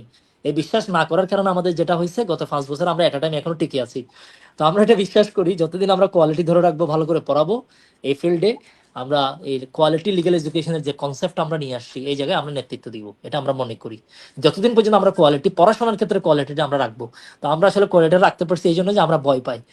যেমন আমরা যখন মারুফার সামনে যখন নুসরাত দাঁড়াই বা আমি নিজেও দাঁড়াই, এসিআরপিসি, সিপিসি, এভিডেন্স, এসআর, লিমিটেশন, এগুলো মাঝে মাঝে আমার হচ্ছে দাঁড়ি থেকে কমা শুদ্ধ মাঝে মাঝে আমার মেমোরিতে অ্যাড হয়ে যায়। কিন্তু তারপরেও ক্লাসে যখন জয়েন করবো, ক্লাসের আগে 2 ঘন্টা আমার মোবাইল আমি এক পাশে রেখে দিই। মানে আমি দেখি যেটাকে কতটুকু কনসাইজ ফরম্যাটে আনা যায়। মানে আমি ব্যক্তিগতভাবে যে ক্লাসগুলো নিই সেটা বললাম, এখানে তো ক্লাস তো ভাগ করা আছে। তো আমি ভয় পাই, কেন ভয় পাই? আমি জানি যে আমার স্টুডেন্ট গুলো এগুলো মানে আমাদের যারা সদস্য, অনেকে সদস্য ডাকি, অনেকে স্টুডেন্ট বলি, ওনারা আসলে স্টুডেন্ট আমি ম্যাক্সিমাম টাইমে বলি না, হয়তো এটা আমার পার্সোনাল কারণে। তো আমি যেটা মনে করি ওনারা অনেক ব্রিলিয়ান্ট, যে ইউনিভার্সিটিতে ফার্স্ট ক্লাস ফার্স্ট হয়ে আসছে, এ কি আর নর্মাল মানুষ একে যে আগডুম বাগডুম বলে বলা যাবে? জীবনও বলা যাবে না। তো এই জন্য এটা আমরা ধরে রাখছি। আমরা যতদিন ধরে রাখবো, একটা কথা আমি পাবলিকলি অ্যানাউন্স করছি, সেটা হচ্ছে আইনের জগতে আমরা নেতৃত্ব দিব। যেদিন আমরা পড়াশোনা না করে ক্লাস নেওয়া শুরু করবো, এরপর থেকে আমাদের অধপতন শুরু হবে। তো আসলে এটা হচ্ছে আমি একেবারেই বলে দিলাম আর কি পাবলিকলি, কেন মিনিলা স্কুল গত 4 বছর 5 বছর ধরে নেতৃত্ব দিচ্ছে লয়ের ফিল্ডে। একটাই কারণ, এখানে যারা ক্লাস নেয় প্রত্যেকে প্রিপারেশন নিয়ে ক্লাসে আসে, প্রত্যেকেই। নুসরাত তো সবচেয়ে বেশি প্রিপারেশন, কারণ তার একেবারে নোট রেডি করা থাকে। মানে প্রিপারেশনের কথা যদি বলি, তো আমি পার্সোনালি যেটা করি, আমি নোট হয়তো রেডি করি না, কিন্তু বইয়ের মধ্যে আমার যে পার্সোনাল স্টাডির যে বইগুলো, আমার ওখানে প্রত্যেকটা দাগ আছে। তারপরে হচ্ছে বিচার প্রক্রিয়া থেকে শুরু করে যতগুলো বই আছে, আমি সবসময় ট্রাই করি ক্লাসের আগে মিনিমাম 2 থেকে 3 ঘন্টা আমি ওই জায়গায় একটু ফোকাস করি। এটা আমাদের সকল টিচার এই কাজটা করে, এই কাজটা আমরা যতদিন করবো মিনিলা স্কুল এই জায়গায়, বাকি যারা পড়ায় আমি তাদেরকেও এই ট্রিক্সটা শেয়ার করলাম আর কি, যে মিনিলো স্কুল কেন ভালো করছে। একটাই কারণ, টিচাররা হচ্ছে পড়াশোনা করে ক্লাসে জয়েন করে। এখানে আমরা আসলে কেউ স্কলারও না, অত বেশি এখানে বেশি পারে বিষয়টা ওরকম না। আমাদের স্টুডেন্ট আমাদের সাইডে অনেক বেশি পারে, এরকম অনেক স্টুডেন্ট আছে। মানে আমি মাঝে মাঝে অবাক হয়ে যাই, দেখলাম যে তার নলেজ আমার সাইডে বেশি। যেমন আমাদের স্টুডেন্ট আছে পুলিশের এসআই, আমরা আর্মির অফিসার, সেনাবাহিনীর অফিসার আমরা পড়িয়েছি, আমরা পুলিশের অফিসার পড়িয়েছি, আমরা র্যাবের অফিসার পড়িয়েছি। তারপরে হচ্ছে ইভেন হচ্ছে ইন্টেলিজেন্সেরও অনেককে আমি পড়িয়েছি পার্সোনালি, আমি তো ম্যাক্সিমাম চিনি, বিশেষ করে তারা বার কাউন্সিল বেসগুলোতে আছে। এক এসআই কে পেয়েছি আমি, তাকে যতটুকু না শিখেছি তার থেকে একদিন আমি আধা ঘন্টা তার সাথে কথা বলেছি। প্র্যাকটিক্যাল নলেজে সে এত যে এক্সপার্ট, কিন্তু সে আমাকে বেশি রেসপেক্ট দিয়ে কথা বলেছে। বারবার যখন সে রিপ্লাই করছিল স্যার স্যার বলে, আমি তার থেকে একটা একটা জিনিসগুলো রিলেট করে নিচ্ছিলাম, যে পুলিশের সাথে কোর্টের যে কি যে কানেক্টিভিটি গুলো, যে মামলা রিসিভ করার পরে কোর্টকে তারা কিভাবে সাবমিট করে, ওভারঅল সবগুলো, তারপরে এই যে পোস্টমর্টেম থেকে শুরু করে ওভারঅল বিষয়গুলো। তো আমি মাঝে মাঝে আসলে আমার স্টুডেন্ট থেকে অনেক সময় শিখি, বিশেষ করে যারা প্র্যাকটিক্যাল ফিল্ডে আছে। এবং আমরা আমাদের হয়তো নুসরাতেরও আছে, এখনো আমরা আমাদের টিচারদেরকে ফোন করি। এটা হচ্ছে আসলে লয়ের যে ফিল্ডটা, এটা আসলে এখানে এক্সক্লুসিভ বা কমপ্লিট এখানে হওয়ার কোনো সুযোগ নেই। তো অনেকে আবার কোচিং নিয়ে কথা বলে যে আমি আসলে কোচিং এ কেন যাব? ভাই, টাকা থাকলে, আমার যদি 1 লাখ টাকা থাকে বা আমার 1 কোটি টাকা থাকলে আমি পার্সোনাল টিচারের কাছে পড়বো। টিচার হচ্ছে একটা ব্লেসিং। একজন টিচার হচ্ছে একটা লাইব্রেরি। আর একটা বই মানে একটা বই, কিন্তু একজন টিচার মানে 100টা বই একসাথে। মানে আমার কনসেপ্ট হচ্ছে ওইটা। এই জন্য আমার লাইফে এখন অনেক টিচার আছে। আমি পার্সোনালি যদি বলি, যেমন আমি আমার যে কোনো বিষয়, যেমন আমি এই আজকের যে প্রোগ্রামটা এটা আমি ঠিক করতে পারছি না, তাহলে এটা আমার শিখতে হবে। এটার জন্য আমি কি করলাম, আমার চিটাং ইউনিভার্সিটির এক ছোট ভাইকে নক করলাম, এই থার্ড ইয়ারের পরে রাব্বি। ও দেখলাম যে আমাকে গতকাল 10 মিনিট ক্লাস নিয়েছে এটার উপরে, রায়হান ভাই আপনি এইভাবে করেন এইভাবে করেন। তো আমি তো বলতে পারতাম না ছোট ভাই তার থেকে কেন শিখবো না, শেখার ক্ষেত্রে কোনো ছোট বড় দেখার সুযোগ নেই, তার থেকে শিখে নিতে হবে। তো সামনে আবার আমার ওয়াইফ আছে, ও বিসিএস অফিসারে, এ নিজেকে দেখা দিচ্ছে, মানে আমি বলতাম যে আমি তার থেকে শিখি, এটা আসলে ঠিক না। হ্যাঁ, হ্যাঁ, নুসরাত এটা আসলে সত্যটা বলে ফেললাম আর কি, ওর সামনে দাঁড়ানো। তো যাই হোক, আমরা আসলে মিডিল স্কুলে একটা ট্রিক শেয়ার করলাম, সেটা হচ্ছে আমরা প্রিপারেশন নিয়ে ক্লাসে আসি। আর শীঘ্রই আরেকটা অ্যানাউন্সমেন্ট দিলাম আমাদের রানিং স্টুডেন্টের জন্য, মারুফা উইদিন শর্ট টাইম আমাদের পলিসি মেকিং এ আসবে। মারুফার বেসিক যে কাজটা হবে সেটা হচ্ছে লিখিত খাতাগুলোতে হেল্প করা, মানে আমাদের যারা পরীক্ষা দিবে লিখিত ওখানে হেল্প করা। ও এটা দেখবে এবং একই সাথে পার্সন টু পার্সন কমিউনিকেশনের মাধ্যমে যারা চেষ্টা করবে তাদেরকে হেল্প করবে। আর কিছু আছে যে টাকা পয়সা দিয়ে এরপর দিন থেকে তার খবর থাকে না, ওই পরীক্ষার এক সপ্তাহ আগে আসে, এগুলো আসলে প্রিলিম বার কাউন্সিল প্রিলিতে পাস করে না, জুডিশিয়ারি প্রিলি নাই বললাম, রিকমেন্ডেড তো অনেক দূরের বিষয়, বাইবা বোর্ডে যাবো অনেক দূরের বিষয়, প্রিলি পাস করে না। এদের কাজ হচ্ছে আমাদেরকে স্পন্সর করা, এ টাকা 10, 12, 15 হাজার টাকা দিয়ে যাবে, তারে আবার দেখি হচ্ছে ওই যে পরীক্ষার আগে সে কোথেকে আসে, ভাই কি করবো, এই এই এত টাকা পয়সা আর আমাদেরকে দেওয়ার দরকার নেই, আমরা এখন আলহামদুলিল্লাহ ভালো আছি, স্পন্সর আমাদের লাগবে না। ভর্তি হলে ক্লাস করেন, পড়াশোনা করেন, আর লিখিত পরীক্ষা দেয়া হচ্ছে খুবই কম। নুসরাত আমি তোমাকে একটা বিষয় বলি, গত বছর মে মাসের একটা লিখিত রেজাল্ট আমি দেখলাম, ওখান থেকে 7 জন রিকমেন্ডেড হয়েছে, রেজাল্ট যেটা দেখলাম আর কি। যে ফার্স্ট যে হচ্ছে 8 হয়েছে, সাদিয়া ও হয়েছে এবার প্রথম। তারপরে সবার আমি এটা ফেসবুক গ্রুপে দিয়েছিলাম যে লিখিত পরীক্ষা দেওয়ার উপরে জোর দিয়েছিলাম বেসিক্যালি। যাই হোক, আমরা অনেকগুলো কথা বললাম, আগামীকাল আপনাদের সাথে আমাদের যারা ভর্তি হয়েছেন তাদের সাথে আমাদের দেখা হবে। আর নুসরাত ম্যামের সাথে যদি কেউ কথা বলতে চান, ওনার আইডিটা ফেসবুক গ্রুপে আছে, হয়তো সার্চ করলে পেয়ে যাবেন, কাজী নুসরাত মিডিল স্কুল গ্রুপে আছে, মারুফার আইডিটাও আছে, ওনাদের সাথে আপনারা কথা বলতে পারবেন। বিশেষ করে যারা আসলে ডুয়ার ডাই প্রিপারেশন নিচ্ছেন ওনারাই কথা বলবেন, বাকিরা আসলে কথা বলে লাভ নেই। যারা ডুয়ার ডাই প্রিপারেশন নিচ্ছেন ওনাদের সাথে কথাবার্তা বলেন। আরেকজনে একটু বলেছেন, আমি মাদ্রাসা থেকে দাখিল পরীক্ষা দেওয়ার পর কলেজ প্রায় বিশ্ববিদ্যালয় শেষ করেছি, আমি ইংলিশ গ্রামার সম্পর্কে কিছুই জানি না, না বললেই চলে, এখন বিজিএস দিলে কিভাবে দিব? আচ্ছা, এখন আপনার বিষয়ে আমরা আনসার করছি না, কিছুই জানেন না বলে এখানে আসলে আপনাকে 6 মাসে কি আর সব জানাই ফেলতে পারবে? এটা আমাদের দ্বারা সম্ভব না, এটা সব কিছুই না জানলে কিছু করার নেই। যারা জানে তাদেরকে আমরা হেল্প করবো। এরপর আরো অনেকগুলো প্রশ্ন করেছে, আমরা দিকে যাচ্ছি না। তো যাই হোক, আমাদের আরেকজন গেস্ট, আচ্ছা মারুফা হয়তো আবার জয়েন করেছে। আমি প্রথমে কাজী নুসরাত ম্যামকে বিদায় দিব, ওনার বিদায় দেওয়ার আগে 30 সেকেন্ডের কথা বলবেন, এরপর উনি চলে যাবেন, এরপর মারুফা চলে যাবে সবার সাথে। কাজী নুসরাত ম্যাম, লাস্ট 30 সেকেন্ড। আচ্ছা, সবাইকে অসংখ্য ধন্যবাদ, অনেক ধৈর্য নিয়ে এতক্ষণ আমাদের কথাগুলো শুনলেন। আমি আরো অনেক কথা বলবো আপনাদের সাথে, ক্লাসে ইনশাল্লাহ সবার সাথে দেখা হবে। যাদের মনে হয় যে কষ্ট করে নোট করতে ইচ্ছা করে না, পড়তে ইচ্ছা করে না, বা 2 দিন পর পর হচ্ছে ট্র্যাক থেকে বের হয়ে যান, তাদের জন্য খুব শর্টেস্ট একটা ওয়ে হচ্ছে আমাদের সাথে কানেক্টেড থাকা। মোটামুটি আমার সাথে কানেক্টেড থাকতে পারলে, বা আমি যে ক্লাসগুলোতে নেই সেখানে আপনার পরিশ্রমের 60% আমি করে দিই, আর বাকি 40% হচ্ছে আপনাকে নিজে নিজে বাসায় করতে হয়, বা আমার দেখানো রাস্তাগুলোতে আপনাকে হাঁটতে হয়। তো এই জন্য আমাদের সাথে কানেক্টেড থাকার বেস্ট ওয়ে হচ্ছে আমাদের সাথে থাকা, ক্লাসগুলো রেগুলার করা। যারা এখনো জয়েন করেন নাই তারা খুব দ্রুত জয়েন করে ফেলবেন হোপফুলি। আর সবাই ভালো থাকবেন, সুস্থ থাকবেন, নিজের স্বপ্নের পেছনে ছুটবেন, পরিশ্রম করবেন, কারণ পৃথিবীতে সবকিছু ধোকা দিলেও পরিশ্রমটা কখনো ধোকা দেয় না। সবাই আমার সুস্থতার জন্য দোয়া করবেন। আসসালামু আলাইকুম। অসংখ্য ধন্যবাদ নুসরাত ম্যামকে, আশা করি ওনার সাথে আমাদের স্টুডেন্টের সাথে শীঘ্রই দেখা হচ্ছে। আমি মারুফাকে বলবো লাস্ট 30 সেকেন্ড। ভাইয়া আমি সর্বোপরি একটা কথাই বলতে চাই যে জুডিশিয়ারি পরীক্ষাটা এমন একটা পরীক্ষা, এখানে লেগে থাকতে হবে, অনেক ধৈর্য সহকারে লেগে থাকতে হবে, আপনাকে হার্ড ওয়ার্ক করতে হবে এবং প্রচুর পরিমাণে স্যাক্রিফাইস করতে হবে ভাইয়া। এখানে স্যাক্রিফাইস করতে হবে, হার্ড ওয়ার্ক করতে হবে, লেগে থাকতে হবে। এবং নুসরাত ভাইয়া যদি মারুফা তোমাকে একটা প্রশ্ন করা হয় নাই, একটা প্রশ্ন আমার ভুলে গেছিলাম। জি প্রাইভেট জি ভাই। স্টুডেন্টের অনেকেই মেসেজ দেয় যে আসলে প্রাইভেটের বিষয়ে বলার জন্য, তুমি প্রাইভেট নিয়ে কিছু যদি বলতে চাও 1 মিনিট একটু বলো, প্রাইভেট ইউনিভার্সিটি ভাইয়া, স্টুডেন্ট অনেকেই এই প্রশ্নটা করে। আচ্ছা আচ্ছা, প্রাইভেট ইউনিভার্সিটি ভাই, ভাইয়া সবাই ইতিমধ্যে জেনে গিয়েছে যে আমি কিন্তু প্রাইভেট ইউনিভার্সিটি থেকে পড়াশোনা করেছি। তো প্রাইভেট ইউনিভার্সিটিতে পড়াশোনা করলেই যে তার জুডিশিয়ারি হবে না, এটা যে একটা ব্যারিয়ার হিসেবে কাজ করবে, এটা আসলে সঠিক না। প্রাইভেট ইউনিভার্সিটিতে পড়াশোনা, আপনাকে ইউনিভার্সিটি কি করবে? ইউনিভার্সিটি আপনার ক্লাস নিবে, আপনার বেসিক ক্লিয়ার করবে, আপনাকে দিন শেষে 4 বছর পর একটা সার্টিফিকেট ধরাই দিবে, কিন্তু কেরিয়ার ডেভেলপটা আপনাকেই করতে হবে। আর আরেকটা বিষয় ভাই আমি শেয়ার করতে চাই আমার ভাইবা এক্সপিরিয়েন্স থেকে। যে আমি যখন ভাইবা দিতে যাই, সেই সময় আমাদের সম্মানিত যে বোর্ড মেম্বাররা যারা ছিলেন, তারা আমাকে আমার ইউনিভার্সিটির নাম বেশ কয়েকবার জিজ্ঞেস করেছেন। তো বেশ কয়েকবার জিজ্ঞেস করার পরেও কিন্তু আমাকে যে অনেক বেশি কঠিন কোয়েশ্চেন করেছেন যে আমি প্রাইভেট ইউনিভার্সিটিতে পড়ি, বা আমাকে নিয়ে হচ্ছে আমার সাথে কোনো খারাপ কোনো সিচুয়েশন হয়েছে এরকম না। বোর্ড মেম্বাররা আমার সাথে মানে একেবারে ফ্রি ছিলেন ভাইয়া। আমি বলবো যে একেবারে ফ্রেন্ডলি ছিলেন। তারা আমার সাথে হাসাহাসি করেছে, কথা বলেছে। আমার আমার কোয়েশ্চেন গুলো এত সহজ ছিল, আমি ভাইবা বোর্ড থেকে বের হয়ে আমার মনে হচ্ছিল যে আমি বোধহয় কিছু পারি না, আমার পরীক্ষা বোধহয় খুব খারাপ হয়েছে জন্য আমাকে খুব সহজ সহজ প্রশ্ন করেছে। তো এটা আসলে কোনো ব্যাপার না। প্রাইভেট ইউনিভার্সিটিতে পড়লেই যে জুডিশিয়ারি হবে না এরকম ধ্যান ধারণা থেকে বের হয়ে আসা উচিত আমাদের। নিজের প্রতি এবং এটা আত্মবিশ্বাস তোমার রাখা ফার্স্ট উচিত। জুডিশিয়ারি, এটা তোমার ফার্স্ট জুডিশিয়ারি ছিল। জি ভাইয়া। আর সবচেয়ে বড় কথা ভাইয়া, নিজেকে বিশ্বাস করতে হবে। যদিও আমি নিজেকে খুব কম বিশ্বাস করি। আমি কখনোই ভাবিনি আমার জুডিশিয়ারি হবে। কিন্তু আলহামদুলিল্লাহ আল্লাহ তাআলার অশেষ রহমতে হয়েছে। তো আমি সাজেস্ট করব নিজের প্রতি আত্মবিশ্বাসটা রাখেন আর আল্লাহ তাআলার প্রতি বিশ্বাস করেন। ইউনিভার্সিটি বা ইনস্টিটিউশন কোনো ব্যারিয়ার হইতে পারে না একটা স্টুডেন্টের জন্য। অসংখ্য এটুকুই ভাই। ধন্যবাদ মারুফা। হ্যাঁ, মারুফা অনেকগুলো বিষয় বলেছেন। আর আমি সর্বশেষ আপনাদেরকে একটা বিষয় বলবো, সেটা হচ্ছে আসলে দিন শেষে আমাদের একটা কপাল বলে একটা কথা থাকে। কারণ আমি আমার লাইফে অনেকে দেখেছি অনেক পরিশ্রম করেছে, একেবারে বেস্ট স্টুডেন্ট, কিন্তু আসলে হয় নাই। তো এই জন্য আমি বলি যে কপালের সাথে, পরিশ্রমের সাথে কপালটা যদি একটু অ্যাটাচড হয়ে যায়, তাহলে আসলে বিষয়টা হয়ে যায়। কিন্তু আসলে অনেক সময় দেখা গেছে যে আমি দেখেছি ব্রিলিয়ান্ট স্টুডেন্ট, ওনার স্টুডেন্ট জাজ হয়ে গেছে, নামটা আমি মেনশন করছি না, বাই দুনিয়াতে নাই, আল্লাহ ওনাকে বেহেশত নাসিব করুক। উনি আমাকেও পড়িয়েছেন, মানে ইনডিরেক্টলি আমাকেও পড়িয়েছেন, অনেককে পড়িয়েছেন, জুডিশিয়ারিতে চলে গেছে উনি গত 2 বছর আগে।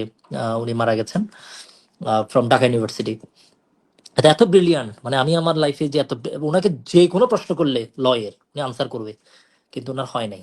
কিন্তু ওনার ছোট ভাই হয়ে গেছে, উনি আমার বন্ধু জুডিশিয়াল অফিসার বগুড়াতে আছে। তো এরকম আসলে আবার অনেকেই, যেমন আমার বন্ধু সাইমন এবার হয়ে গেছে। সাইমন আর আমি এখনো, আমার মনে আছে যে 13তম জুডিশিয়ারিতে আমরা একই রুমে, আমি সাইমন ফারহান ইমন। ফারহান 13তমতে হয়ে গেছে, সাইমন এবারে 5ম বারে ভাইভা দিয়ে সে হয়ে গেছে।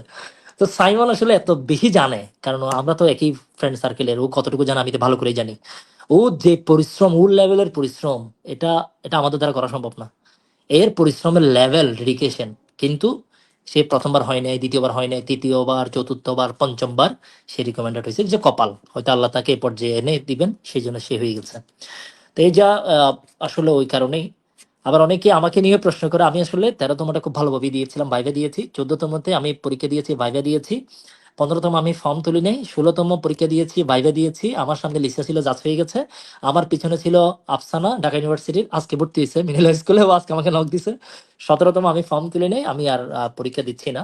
তো আমি আসলে 3টা পরীক্ষা দিয়েছিলাম। আমার হয়তো 13 না হলো 14, 15, 14 এবং 16 আমার হয়ে যাওয়ার কথা, কিন্তু না হওয়ার পিছনে যেটা, এটা নিয়ে হয়তো অনেকে কয়েকটা কথাও বলেছে আমাকে যে কেন হইলো না। এটার পিছনে আমি যেটা মনে করি, এটা কপাল না, এটা হচ্ছে লেক অফ কনসেন্ট্রেশন মনে হয়েছে আমার কাছে। কারণ আমার কনসেন্ট্রেশনটা হচ্ছে ডিসেন্ট্রালাইজড, আমি অনেকগুলো বিষয় একসাথে আছি। যেমন ধরেন অনেকগুলো অনেকগুলো বিষয়তে মানে একসাথে কানেক্টেড, এটা আসলে জুডিশিয়ারির প্রস্তুতির সাথে টোটালি যায় না। এই জন্য আমি মনে করি না যে জুডিশিয়ারিতে আসলে কপালের কারণ, আমার রিজিক আসলে এখানে নাই, এটাও একটা বিষয়। আর একটা বিষয় হচ্ছে আর আমি নিজেও আসলে এত বেশি পরিমাণ অন্য কাজে ফোকাস, তবে আমি প্রিলিমিনারি পরীক্ষা দিলে ভাইভাতে চলে যাই। মানে এটা হচ্ছে ধরেন 18তে দিলে দেখবেন যে হয়তো আমি ভাইভাতে চলে গেছি। কিন্তু মারুফা গত 6 বছর কি করেছে, 6 মাস কি করেছে, পড়াশোনা করে পরীক্ষা দিয়েছে। ঠিক সেম যদি আমি মারুফার সাথে পরীক্ষা দিতে যাই, ও যেভাবে 60 আকার একটা রচনা লিখবে, এটা আমি তো লিখতে পারবো না। লিখতে না পারার পিছনে কারণ হচ্ছে ও 6 বছর 6 মাস সেখানে সে মনোযোগ সহকারে সব করেছে। কিন্তু ওই 6 মাস আমি কি করেছি, আমি আমার আর্নিং যে সোর্স গুলো আছে ওখানে আমি গিয়েছি, আমার কাজ, আমার যে এই শখের বিষয়, আমি ওইদিকে আছি। তো আল্লাহ যদি ন্যাচারাল জাস্টিস করে, 2জন থেকে একজন দিলে মারুফাকে নিবে, এটাই হচ্ছে বাস্তবতা। ঠিক আছে, আমার অনেক স্টুডেন্ট চলে গেছে, যার সাথে আমি পরীক্ষা দিয়েছি, আগের জন পিসের জন হয়ে গেছে, যে হইতে পারে না সে ভর্তি হয়েছে মিডিল স্কুলে। 16তম তো ভাইয়া, আমার সামনে ছিল লিসা। ভাইয়া আরেকটা হ্যাঁ, বিষয় এড করি। আমি হ্যাঁ, ভাইয়া আগে টিউশন করতাম ইউনিভার্সিটি লাইফে। কিন্তু আমি যখন থেকে জুডিশিয়ারিটাকে সিরিয়াসলি নিই, মানে আমার মনে হয়েছে এখন আমার জুডিশিয়ারির বিষয়গুলো গুছানো উচিত, ওই সময় থেকে ভাই আমি একটা টিউশনও করাতাম না। আমি হয়তোবা আমার শখের কোনো জিনিস কিনতে পারতেছি না, বা আমার কিছু কিনতে ইচ্ছা করছে, খাইতে ইচ্ছা করছে, আমি খাইতে পাচ্ছি না। কিন্তু আমি চেষ্টা করছি ভাইয়া যে আমার এসব কোনো কিছুর দরকার নাই। আমি সবকিছু বাদ দিয়ে শুধুমাত্র পড়াশোনা করব। তো আমরা কি মারুফাকে সবকিছু বাদ শুনতে দিয়ে পাচ্ছি? সম্ভবত মারুফার সাউন্ড আসতেছে না। মারুফা, তোমার ভাইয়া, সাউন্ড আসতেছে না, হ্যালো সাউন্ড, সাউন্ডটা আসতেছে না। ভাইয়া, এখন শোনা যাচ্ছে? হ্যালো মারুফার সাউন্ডটা হয়তো আমরা মিস করছি। আমাকে একটু কাইন্ডলি কমেন্টে জানাবেন যে আমরা সাউন্ড ঠিক আছে কিনা আমাদের। মারুফা, তোমার ভাইয়া, হ্যাঁ হ্যাঁ হ্যাঁ, সাউন্ড শোনা যাচ্ছে, এখন শোনা যাচ্ছে। আম, এখন হোপফুলি সাউন্ড আমরা শুনতে পাচ্ছি। সাউন্ডটা হয়তো আমরা মিস করছি, আমাকে একটু কাইন্ডলি কমেন্টে জানাবেন যে আমরা সাউন্ড ঠিক আছে কিনা আমাদের। এখন ঠিক আছে, হ্যাঁ শুনতে পাচ্ছি। হ্যাঁ মারুফা তুমি হ্যাঁ আবার জয়েন করো, আমি মারুফাকে অ্যাড করে নিচ্ছি। হ্যাঁ, ভাইয়া হ্যাঁ মারুফা শোনা বলো। যাচ্ছে? হ্যাঁ হ্যাঁ হ্যাঁ শোনা যাচ্ছে। হ্যাঁ ভাইয়া, আমি বলছিলাম যে আমি ইউনিভার্সিটি লাইফে টিউশন করতাম ভাইয়া। তো লাস্ট যেদিন থেকে আমি চিন্তা করেছি যে আমি জুডিশিয়ারিটাকে সিরিয়াসলি নিলাম, মানে আমার এখন জুডিশিয়ারিটাকে গুছানো উচিত, ওই দিন থেকে ভাইয়া আমার যত ধরনের টিউশন ছিল আমি সব বাদ দিয়ে দিয়েছি। আমার হয়তোবা কোনো কিছু কিনতে ইচ্ছা করলেও আমি কখনো মানে ওইদিকে ফিরেও তাকাইতাম না, কিছু খেতে ইচ্ছা করলেও আমি ফিরে তাকাতাম না। যে আমার ঠিক আছে, আমার সবকিছু বাদ, শুধুমাত্র আমার পড়াশোনা করতে হবে, ফোকাসটা আমি শুধু পড়াশোনাতেই দিয়েছিলাম।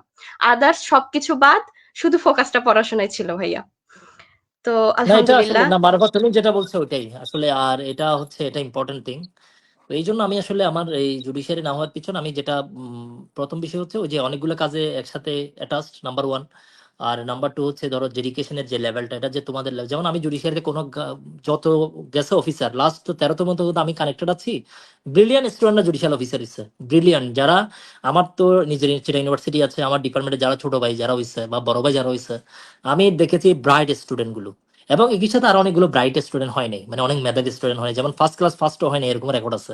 এটার পিছনে কারণ হচ্ছে কপাল, অনেক জায়গায় হচ্ছে আসলে কপাল সাপোর্ট না করলে হয় নাই, এটাও আছে। রিজিক যারটা যেখানে সেখানে হবে, যেমন আমার বন্ধু যে সাইমনের কথা বললাম এবার হয়ে গেছে।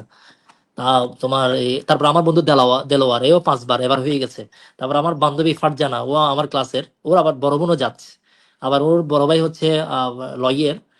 আহ, তারপরে হচ্ছে বড় বোনও যাচ্ছে, ওরা দুই বোনই যাচ্ছে হচ্ছে বান্দরবান থেকে। ও আমার সেরা ইউনিভার্সিটি, আমার আমার বান্ধবী, ওরা হচ্ছে 5বারে, দেলোয়ার 5বারে, সাইমন 5বারে। এগুলো আমরা সবগুলো একসাথে 13 মধ্যে ভাইভা দিছিলাম। তো আমি তো পরে আমি অন্য ট্র্যাকে চলে গেছি, ওরা কিন্তু লেগেছিল, ফাইনালি ওরা আসলে রিকমেন্ডেড হয়ে গেছে।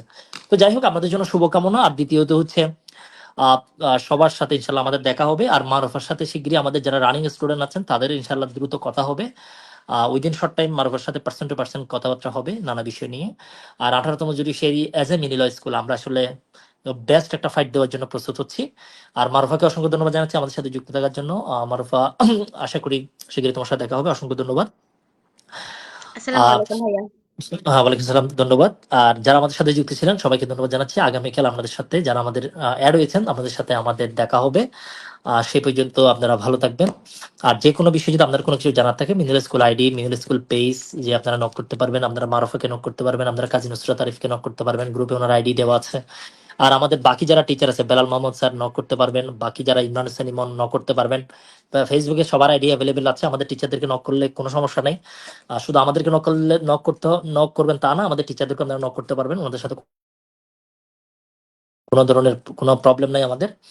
আর এর বাইরে আমার থেকে যদি কোনো কিছু জানার থাকে আপনারা আমাকে নক করতে পারবেন। এই জায়গায় আমার একটা এক্সপেরিয়েন্স আছে আর কি, সফলতা ব্যর্থতা, আর বিশেষ করে বার কাউন্সিলও আছে, যারা বার কাউন্সিলে যুক্ত হয়েছেন ইনশাল্লাহ আমরা আমাদের সাথেও আছি। সবার জন্য শুভকামনা, ইনশাল্লাহ আমাদের সাথে শীঘ্রই আমাদের দেখা হবে সেই প্রত্যাশা রেখে আজকে এখানে শেষ করছি। সবার জন্য অনেক অনেক দোয়া এবং শুভকামনা। আজকে এখানে শেষ করছি। আসসালামু আলাইকুম।